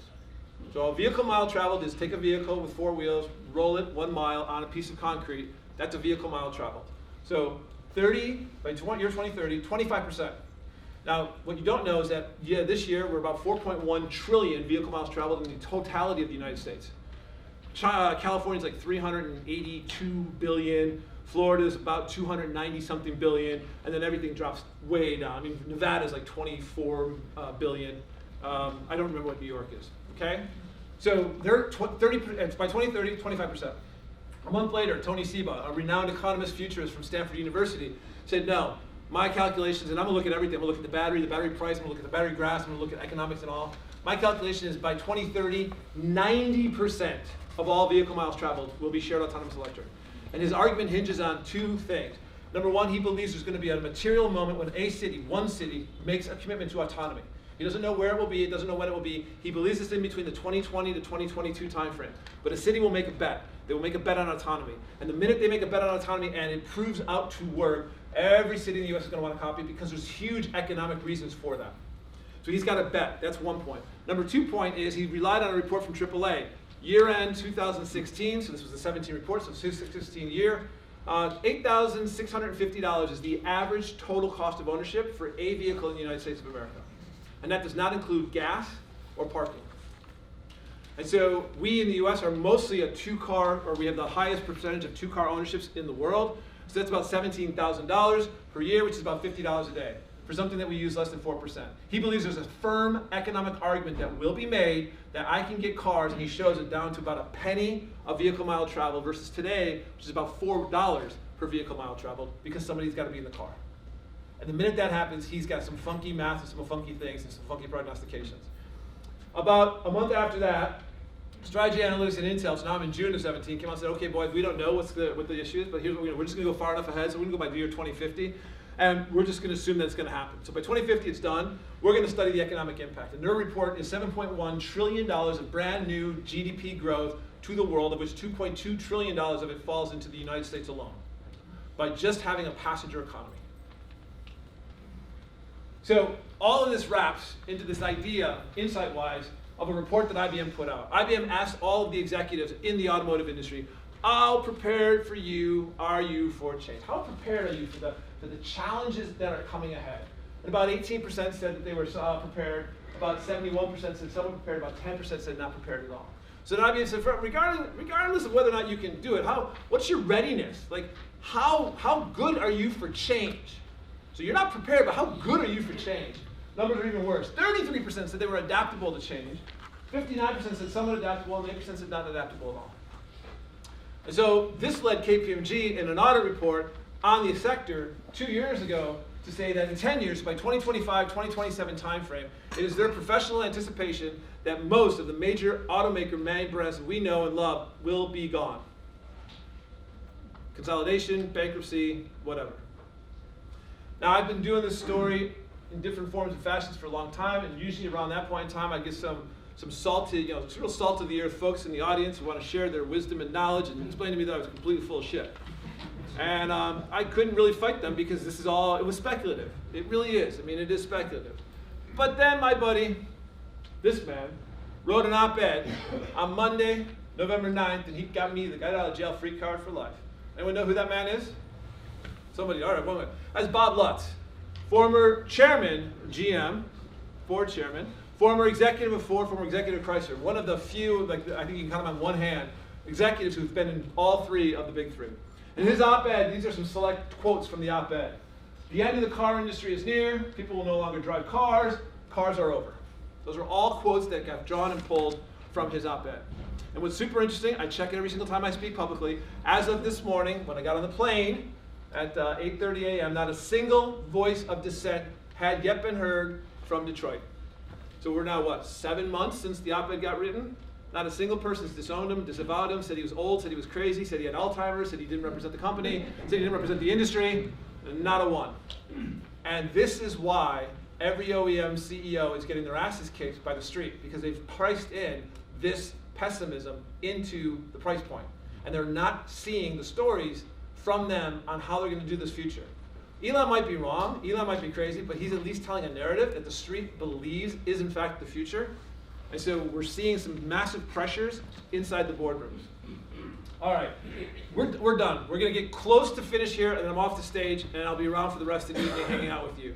I do get all the time people saying, John, you truly are, no matter what we talk about, you're still full of shit. I don't believe you. This is not ever going to happen. So I draw your attention. We are in the city of New York. That is Easter morning, 1900. So about this, last month, April, 5th Avenue, New York, so just around the corner, 1900. And I ask you please to tell me and show me and point to me, where is the car in that picture?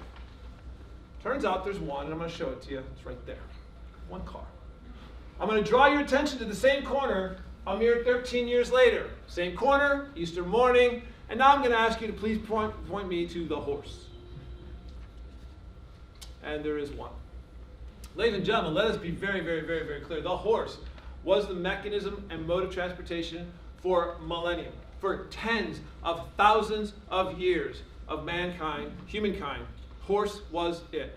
In fact, in New York, right before that Easter morning, there was a debate on the floor in the New York Council about what they were going to do with all the manure on the streets of New York.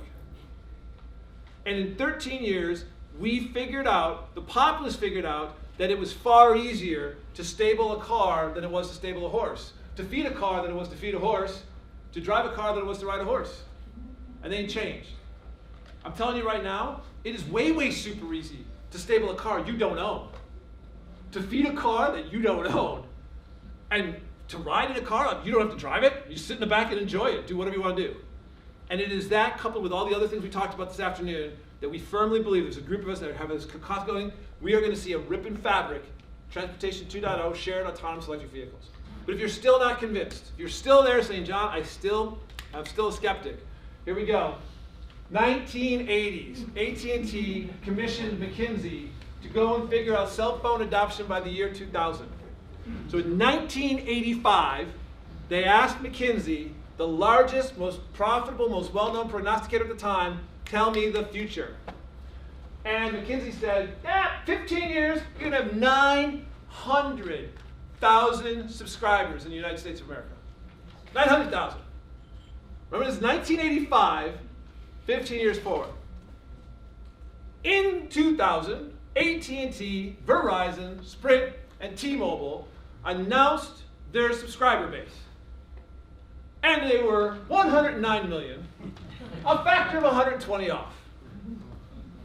Ladies and gentlemen, we do not do well with exponential change, and we are very, very poor at imagining it.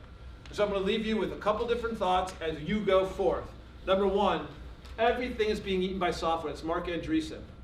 Everything is being eaten by software. I don't care. Ford Motor Company is no longer a car company. There's a software company building cars. They're competing with software companies building cars. The world is being taken over. And if you are a software person, you see the world differently. You are taught to think about the world differently. Number two, from David Kirkpatrick here in New York, every company is a software company. And if you don't think of that, if you think of yourself as an insurance company, when I did this insurance thing, I said, you are not an insurance company. You are a technology company that provides a product that gives people peace of mind. That is a very different perspective than being an insurance company. Yes, it is still peace of mind, but you have to be a technology company first. Number two there is you can evade reality, but you cannot evade the consequences of evading reality. That is Ayn Rand. Basically, don't put your head in the sand. If you put your head in the sand, you're going to get just sand in your nose, sand in your ears, and this stuff will still have happened. And then last but not least, Chinese curse make you live in interesting times. Ladies and gentlemen, this is by far the most interesting time in certainly my 51 years. It is profoundly interesting. There is a true rip in the fabric coming. It is coming sooner rather than later. And I encourage you to read, get involved, and join the conversation. Because only through shared dialogue and debate will we actually make that future one that we all look forward to having for our children. And with that, thank you very much. I appreciate it. Thank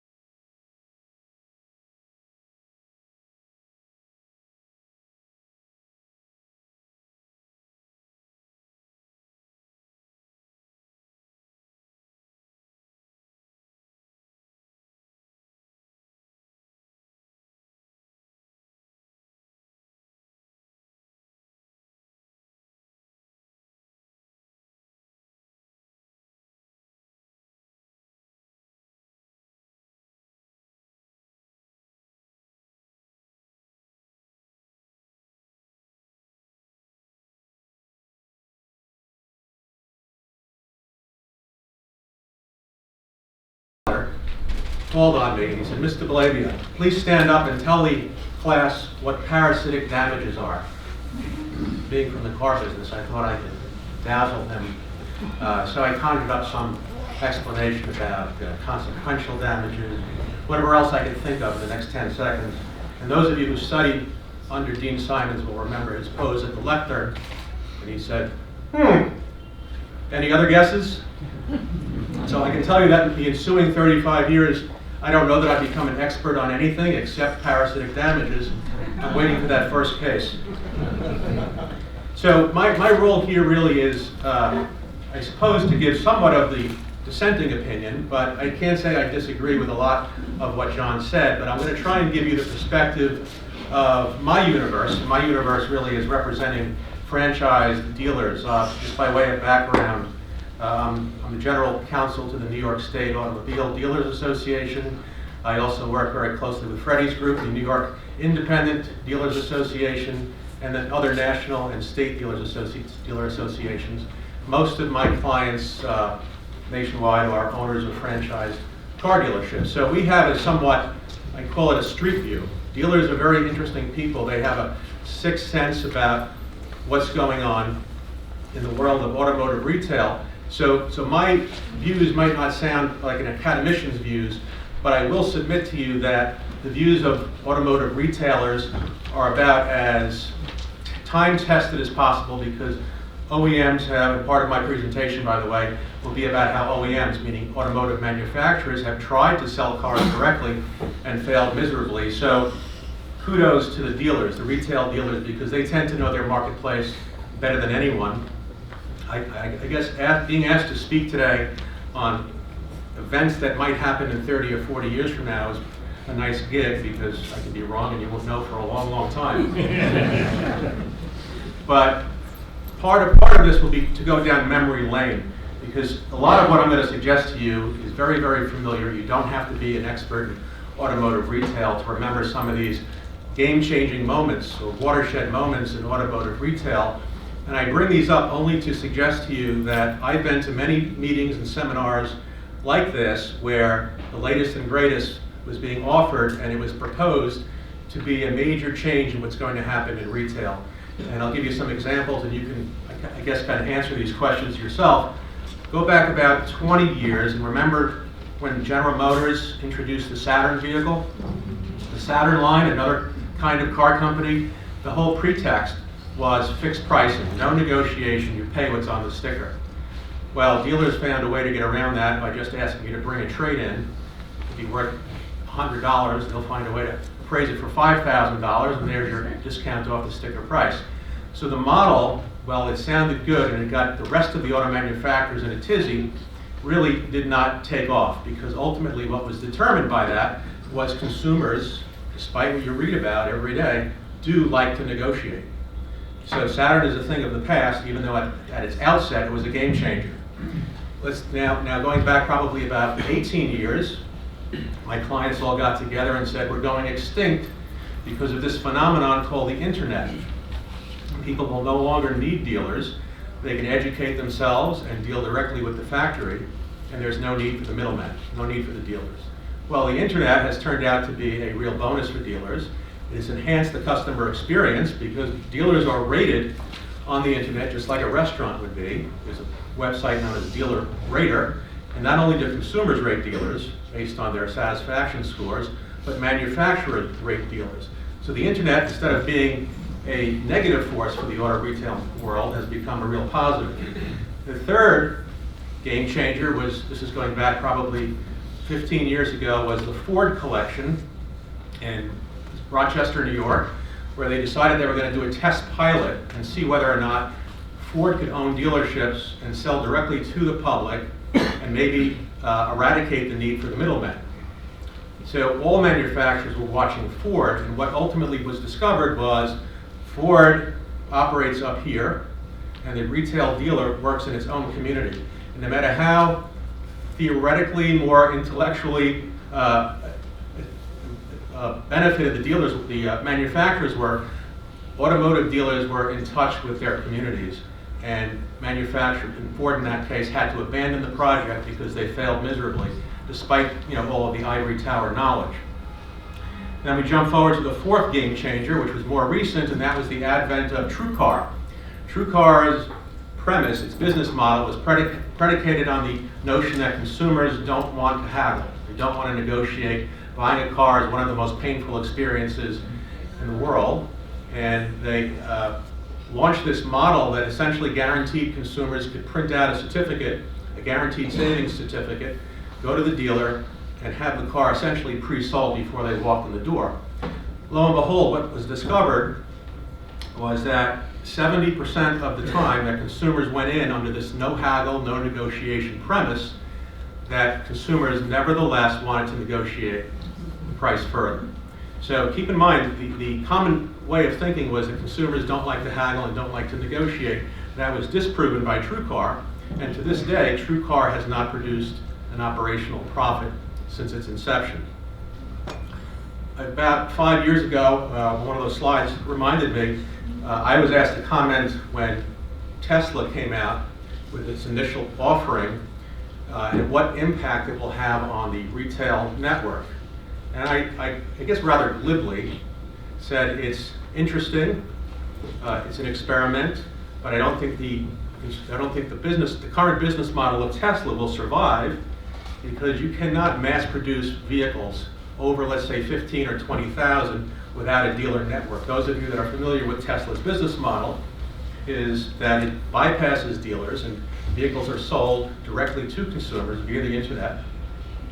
Our argument has always been that that's bad for consumers because there's no competition, and when there are dealers competing with each other, then price is driven down, but consumers were willing to look beyond that. Ultimately, however, cars break down, Teslas break down, and they need service, and consumers want local service. Even though Tesla had a mechanism for servicing vehicles, it wasn't what the general public was accustomed to. That's not to say that there isn't a place for Tesla. However, those of you who have been watching the news, the current wisdom is that it's probably not going to be a viable long-term business model.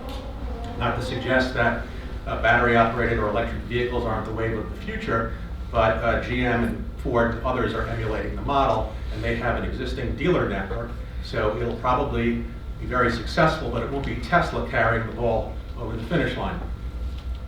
And then finally, Uber.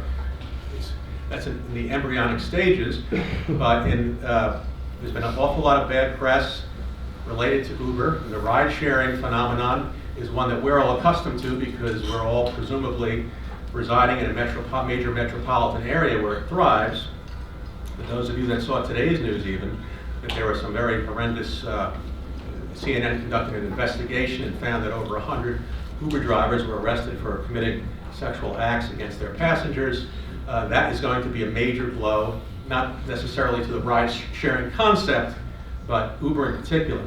So major metro markets such as New York City seem to be a more palatable and amenable market to these wave of the future concepts. So we're not poo-pooing them as the retail side of the equation. We're just saying that their place in the future is probably being somewhat exaggerated. The threat is probably more to the ride-sharing world, such as taxis, rental car fleets, public transportation, than it is to the retail network. And dealers, trust me, dealers are very attuned to what's going on. They're constantly meeting, whether it's through their associations or 20 groups or whatever, deciding what moves they have to make to be in position to deal with the advent of all these new phenomena. The underlying outcome of all of these, the thought process is that, well, dealers don't know exactly where things are going, they are going to be in the thick of it. So if you can imagine a society that has half of the personally owned cars that we have now, and let's assume for argument's sake that I'm wrong and my clients are wrong and that the world will be filled with autonomous vehicles in the very near future, someone's got to sell them, someone's got to service them. If there are fleets of ride-sharing vehicles, those will probably be administered by retail dealers.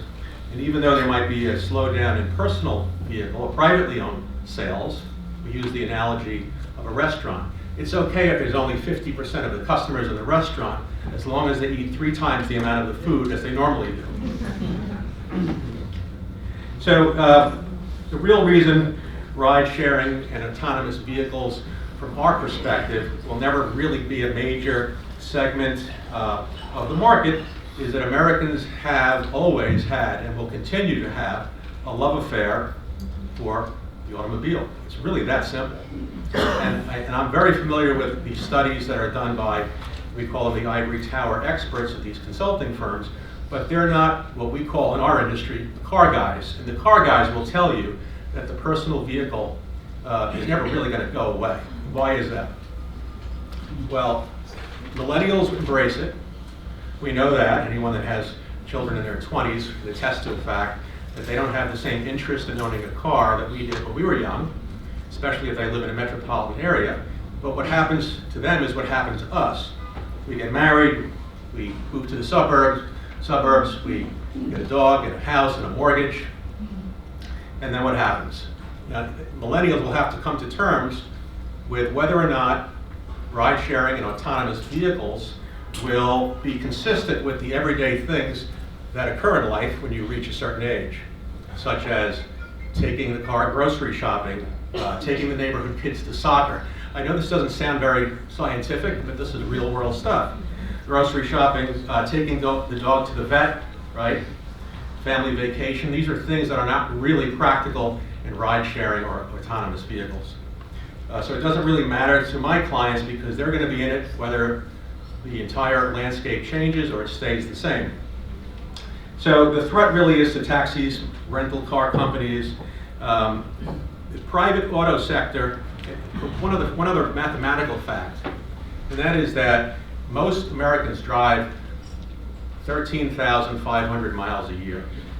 We're going to borrow this concept from the hotel/condo example. If you're going to Florida for 2 weeks out of the year, are you really going to buy a condo? You're going to rent a hotel room. But if you wind up going to Florida for 4 months or more, it pencils out to buy a condo, right? Same thing with car ownership. If you're not going to put on more than 5,000 miles, and that's generally the cutoff point, then it makes economic sense to subscribe to ride sharing and autonomous vehicles. It makes perfect sense. But if you're going to drive closer to the 13,000, then you're going to have to pay a lot of Uber fares and fees to autonomous vehicle providers, and you're going to be better off simply owning your own vehicle. There's also a cachet. Americans value the privacy of the car, the independence of the car, the individualization.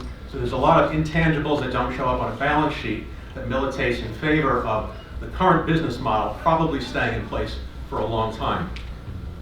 So my prediction is that private autos will probably continue to hold 70% of the ground transportation segment, and the other 30% will be rejiggered because taxis and rental cars and trains and subways might suffer market share. But we don't think that it will encroach too greatly on the private car ownership.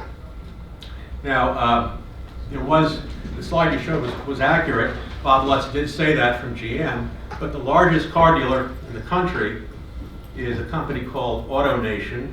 They're a publicly held company. Mike Jackson is the CEO, and he's very friendly with Bob Lutz.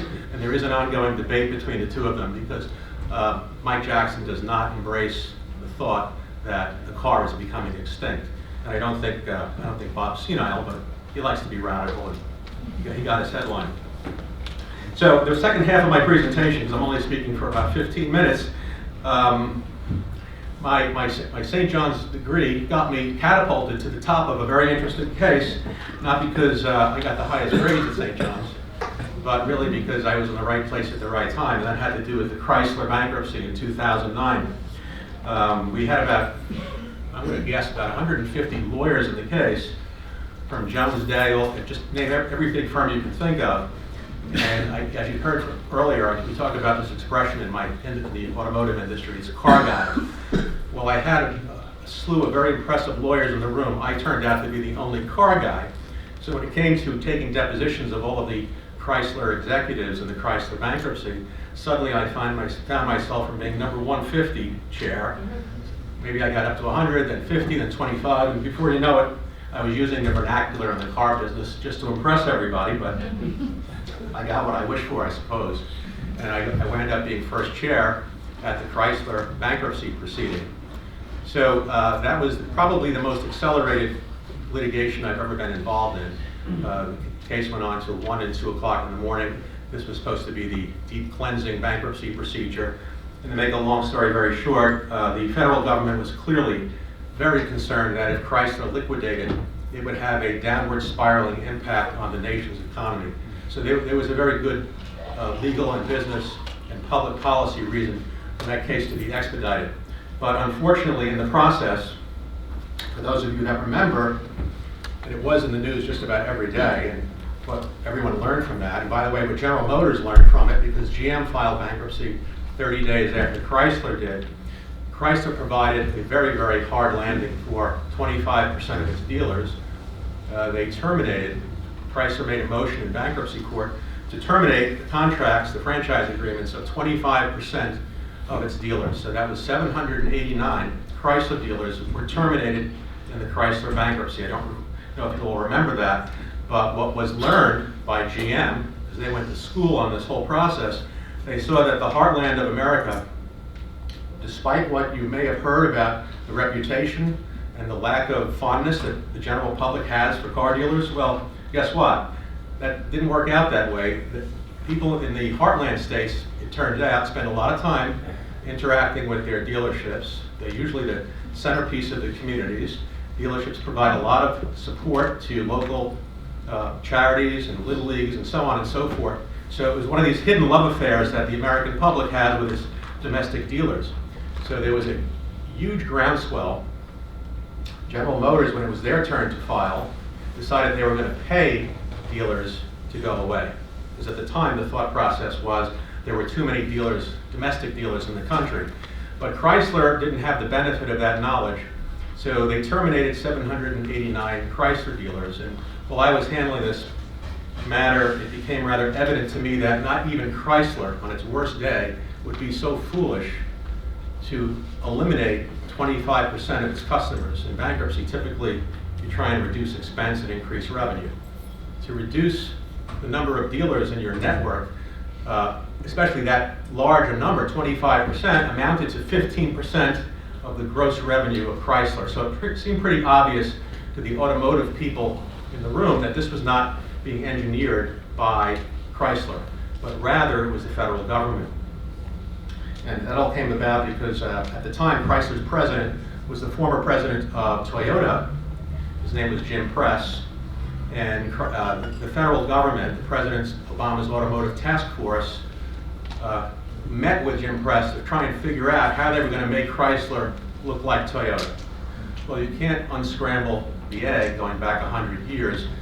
So, and in my view, Jim Press made that clear, but the government, the Federal Automotive Task Force, nevertheless decided they were going to try in one fell swoop to turn Chrysler's dealer network into the same number of dealers as Toyota's dealer network. And they took the sword and said to Chrysler, we're not going to bail you out unless you agree to terminate 25% of your dealers. So I was not a constitutional expert. I forget my constitutional law professor's name, and I'm sure his records will bear that out. But I nevertheless knew that that, to me, sounded like an act of eminent domain, or taking. Now, we knew the government was very concerned about the effects of the Chrysler, a potential Chrysler liquidation on the U.S. economy. So it seemed rather clear that the government was conditioning the bailout of Chrysler upon the seizure, or the taking, the Fifth Amendment term, of the dealers' franchise agreements for the benefit of the public good. So that kind of resembled the language of the Fifth Amendment, which says that the government certainly has the right to take private property for the public good, but it cannot do so without providing just compensation. Those are the buzzwords. So I got the 789 rejected dealers together. We weren't able to represent them all because some of them had some very sad endings, but we have about 300 of them in this lawsuit against the federal government. The Department of Justice, I will tell you, is a formidable adversary. They don't have to worry about defense costs. They show up to work every day. And they have really run us through the mill. It's been, what, 8 years? We started this case 8 years ago. We won the dismissal motion. They brought it up to the Second Circuit. Then there was motions to renew and re-argue. So we've been litigating the procedural aspect of this case for a good 8 years, but now we just got word that we're going to trial at the very beginning of 2019. I'm sure the case is going to get a lot of attention. We just took the deposition last week. Here's a name you might remember from the Obama task force, the car czar, remember that term? Stephen Ratner. We took his deposition last Thursday. So it seems as though this will be the first case where, I wouldn't say it's the first case where eminent domain was applied to non-real estate, but it's probably the most noteworthy one, where business interests are to be considered property for purposes of the Fifth Amendment. All right, I don't want to overstay my welcome here because I know we have a very formidable speaker, Ken, going to speak on the automotive accounting aspect of what the future brings. So unless there are any questions, which I guess we'll hold to the end, I'll yield the rest of my time to Ken Rosenfield.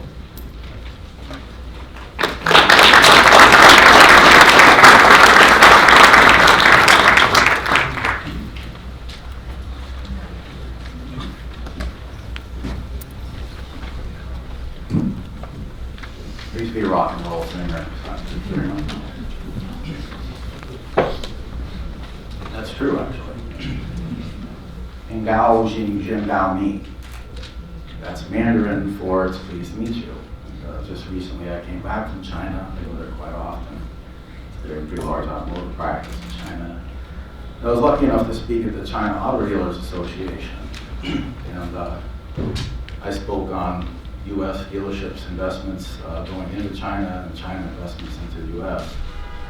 But that wasn't, my speech wasn't the most fascinating speech there. The most fascinating speech was actually Volkswagen. what they're doing worldwide. And it started out with the spokesperson for Volkswagen, the chairman of Volkswagen wouldn't come. Volkswagen, incidentally, is the largest selling brand in China, which is the largest automotive market in the world right now by a lot. And they talked about going dealerless in Europe and in China, and what they were planning to do. So a dealer stood up, a Chinese dealer, he spoke in Mandarin. I speak some Mandarin, so I understood a lot of things he said. And basically he said that they're full of crap, and he wondered how Volkswagen's model would sustain itself over the next few years, if the company was even viable anymore based on the fines that were in their truth in engineering lies that they had, which was discovered in California. So the question was, they haven't settled in the US yet, how big was that fine? And coming on the heels of that, if you're familiar with BRIC countries, India has 3 times the diesel engines that the United States has. So they're waiting for the US to settle. And guess how many times of diesel engines in China are over India right now?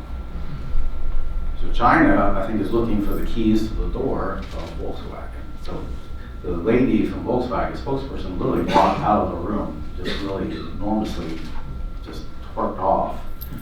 Because a Chinese dealer basically said, how are you guys even going to stay in business over the next 5 years when you have too many fines to pay? It was very interesting to see that dynamic.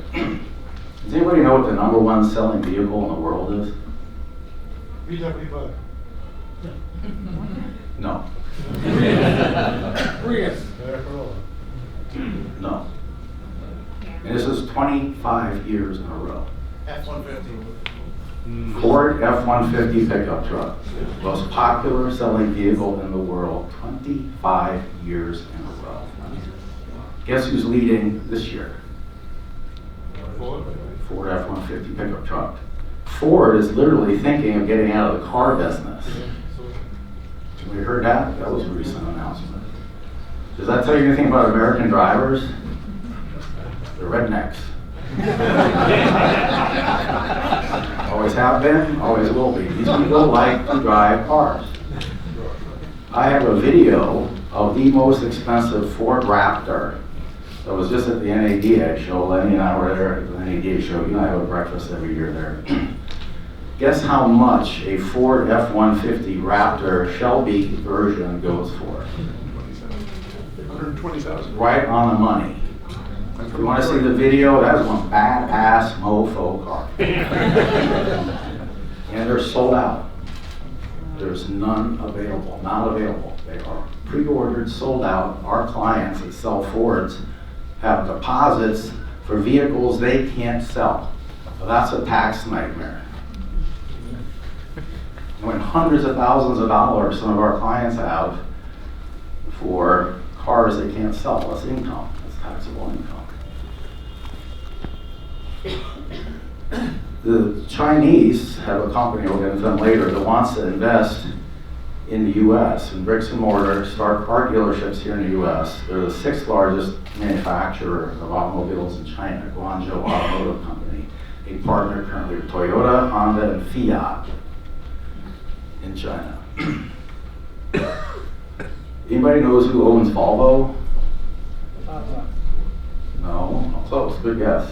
They own, Tata owns a lot of other car manufacturers. Volvo, not the heavy trucks, Volvo Cars is owned by a Chinese automotive manufacturing company. And why do they do that?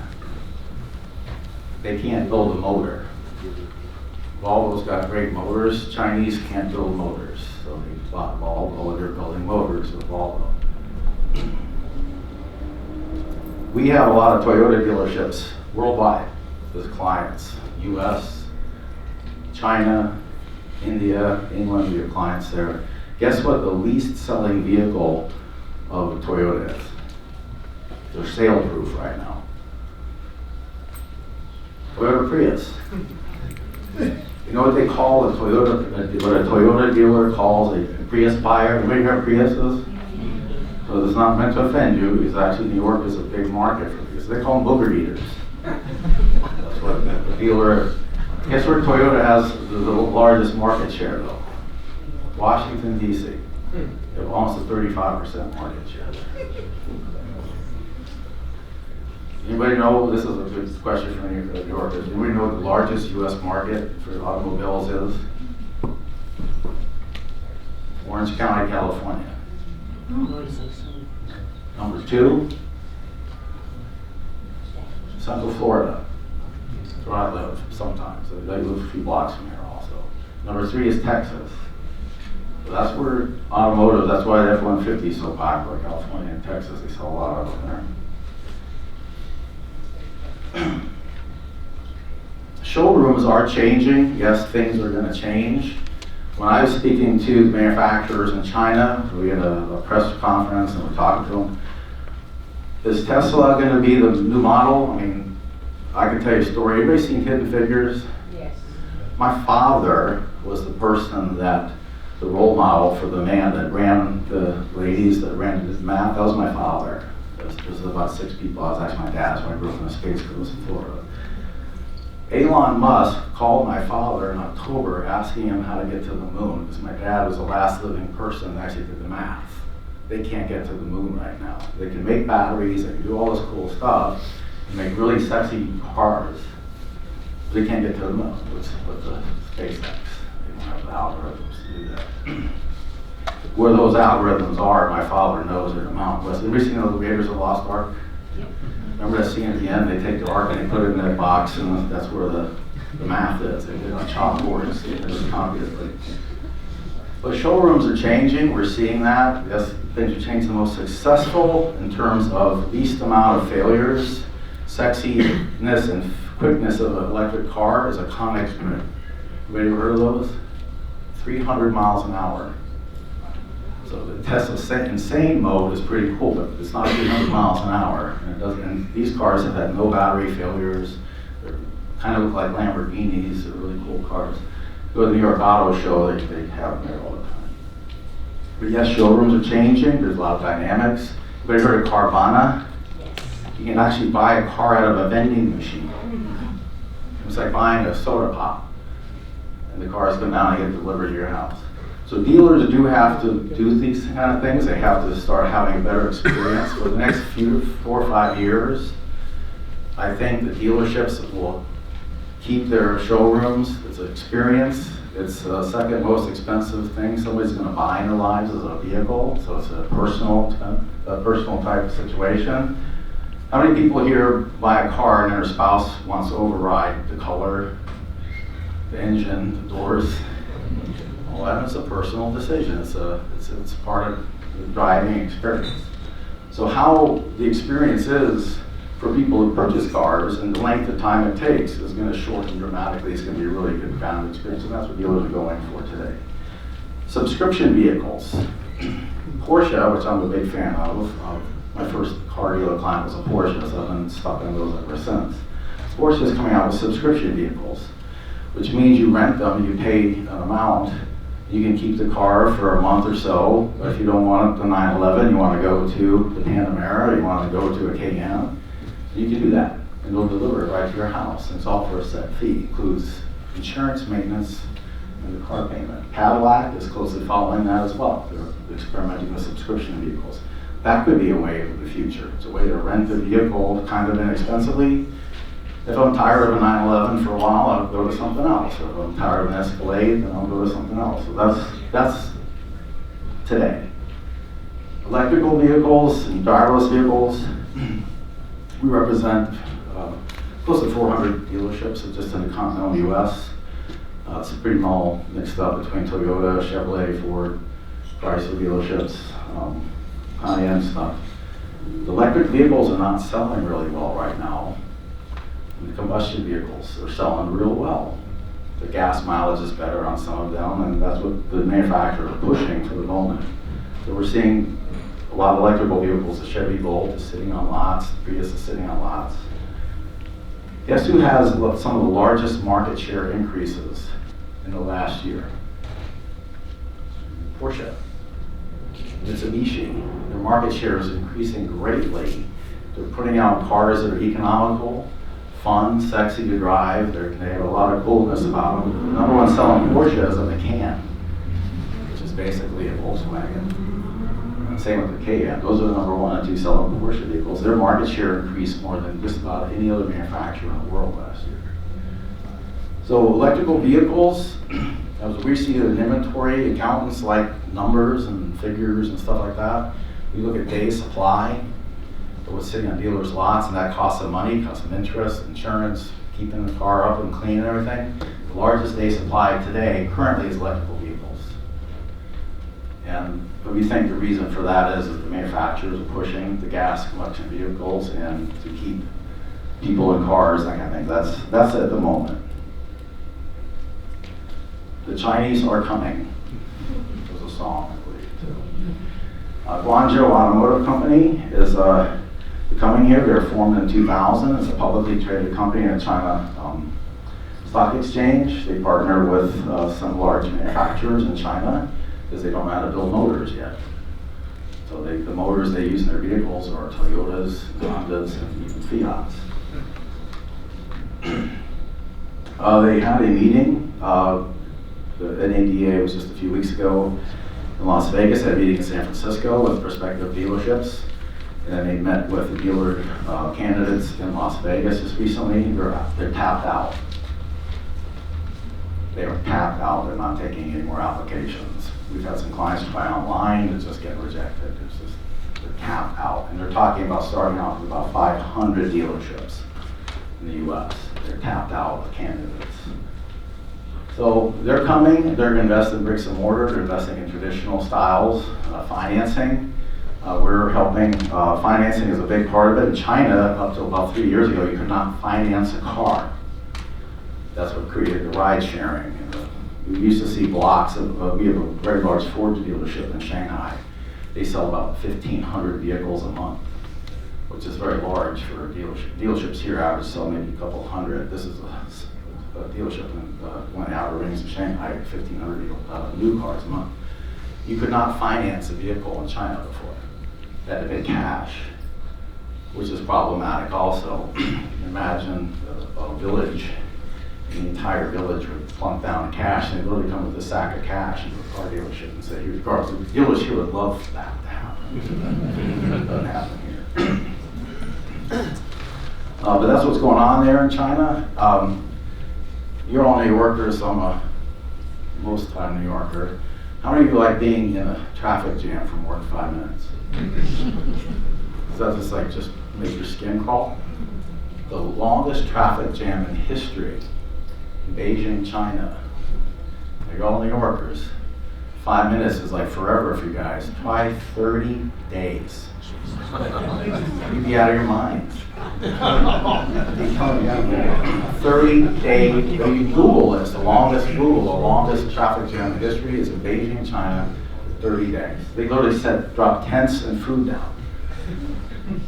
And the reason that people just leave their car. They get out of their car and start walking. And the pollution is a factor, which what we heard at the CABA meeting, China Automobile Association, 2030 is the drop dead date for all electric vehicles. Even though it's not the major cause of pollution in China, I think that's going to be shortened. I think they're going to try to have more electric vehicles. So the technology that they're investing in electric vehicles in China is just gigantic. It's amazing what they're doing with vehicles and what they have that will be coming out. So I think they'll be probably the world leaders soon in affordable electric vehicles. What else is coming? We're seeing today in the U.S. there's a lot of merger and acquisition activity. I know Lenny's big part of his practice is buying and selling dealerships. So I'm probably spending 80% of my own personal time buying and selling dealerships all over the country right now, actually all over the world. Seeing activity in India, a lot in the U.S. Maybe it's not as much as it was, but if you're in Florida right now and you own a little dealership in a town called Eustis, which is mostly known for electric chairs, like rednecks, you could literally sell your store today for almost $10 million goodwill. And that store does nothing. Maybe you barely have dirt floors or something like that. It's really a nasty place. But because it's Florida, the largest automotive, second largest automotive market in the country, they're commanding ridiculous prices. There's people down in Florida, there's a big dealer group in Tampa, Florida. A private equity group gave them $750 million to spend freely at their own will to buy stores. As they tell Time in New York, that's a lot of money. A bank consortium of 3 banks, big banks in the automotive industry, gave them another $1 billion to spend freely. So they have $1.75 billion to spend on stores. And the guy's addicted to buying now. It's crazy. So we have clients that are selling to him, we have represent them in some stores trying to tell him, but he's just overpaying. So there's a reason for that kind of activity, and the banks are lending him money at 3 or 4%. That's ridiculous. So that's what we're seeing out there. Private equity groups, I had 3 calls today, this morning, from private equity groups. Hey, got any deals? Do you have any deals for us? We're looking to deploy our money. Because anybody have an idea what the average return on investment in equity in a car dealership is today? And it's been this number for years. If I told you you could get a 10% return on investment, who here would invest in that? 10%, 15%, 20%, 25%, 26%. That's the average ROI in the United States today of an automotive dealership. Why wouldn't you invest in that?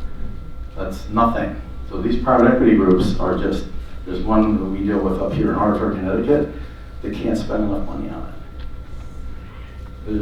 They just spent $60 million on one of our clients just to get entry into it. So it's very attractive. The ROI is huge. Brands to watch: Porsche, largest market share increase in the United States.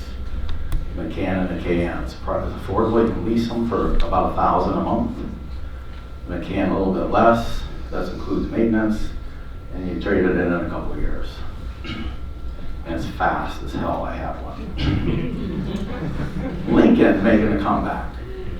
They're making a comeback. Ford is getting out of the car business, so they want to start American luxury back all over again. And all of a sudden, Lincoln's come back. How many people here driving Uber Blacks? You're seeing more and more Lincolns. And years ago, they had the Continental, they had the Town Car. Those were like popular brands. Everybody knew them. Your grandparents drove them. Then they started smoking opium or something. They went through these crazy names, and they were going to stand what an MKS or MKZ was. Well, they're going back to Town Cars, going back to Continentals again, and Lincoln's all of a sudden. And guess what the most popular franchise to buy in China is right now? Lincoln. They can't say it right.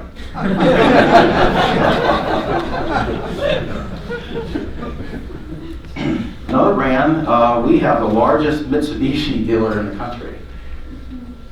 And they're used to always be big with their big demographic was Filipinos. Why? I really don't know. But if you had a Filipino concentration like Orlando, Chicago, and some other areas, they would do really well.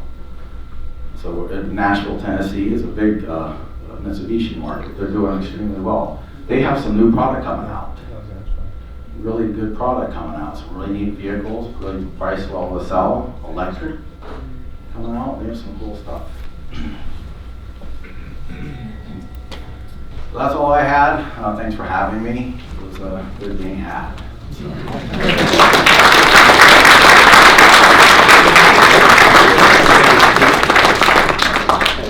Thank you everybody for coming. I hope you enjoyed the different perspectives. We have the bar open for 2 hours. Please enjoy, and I'd be remiss not to remind you, please make a donation to St. John's University Law School. The Dean and Brian and Gene are around, but thank you so much for coming. We appreciate it, and good luck. Thank you.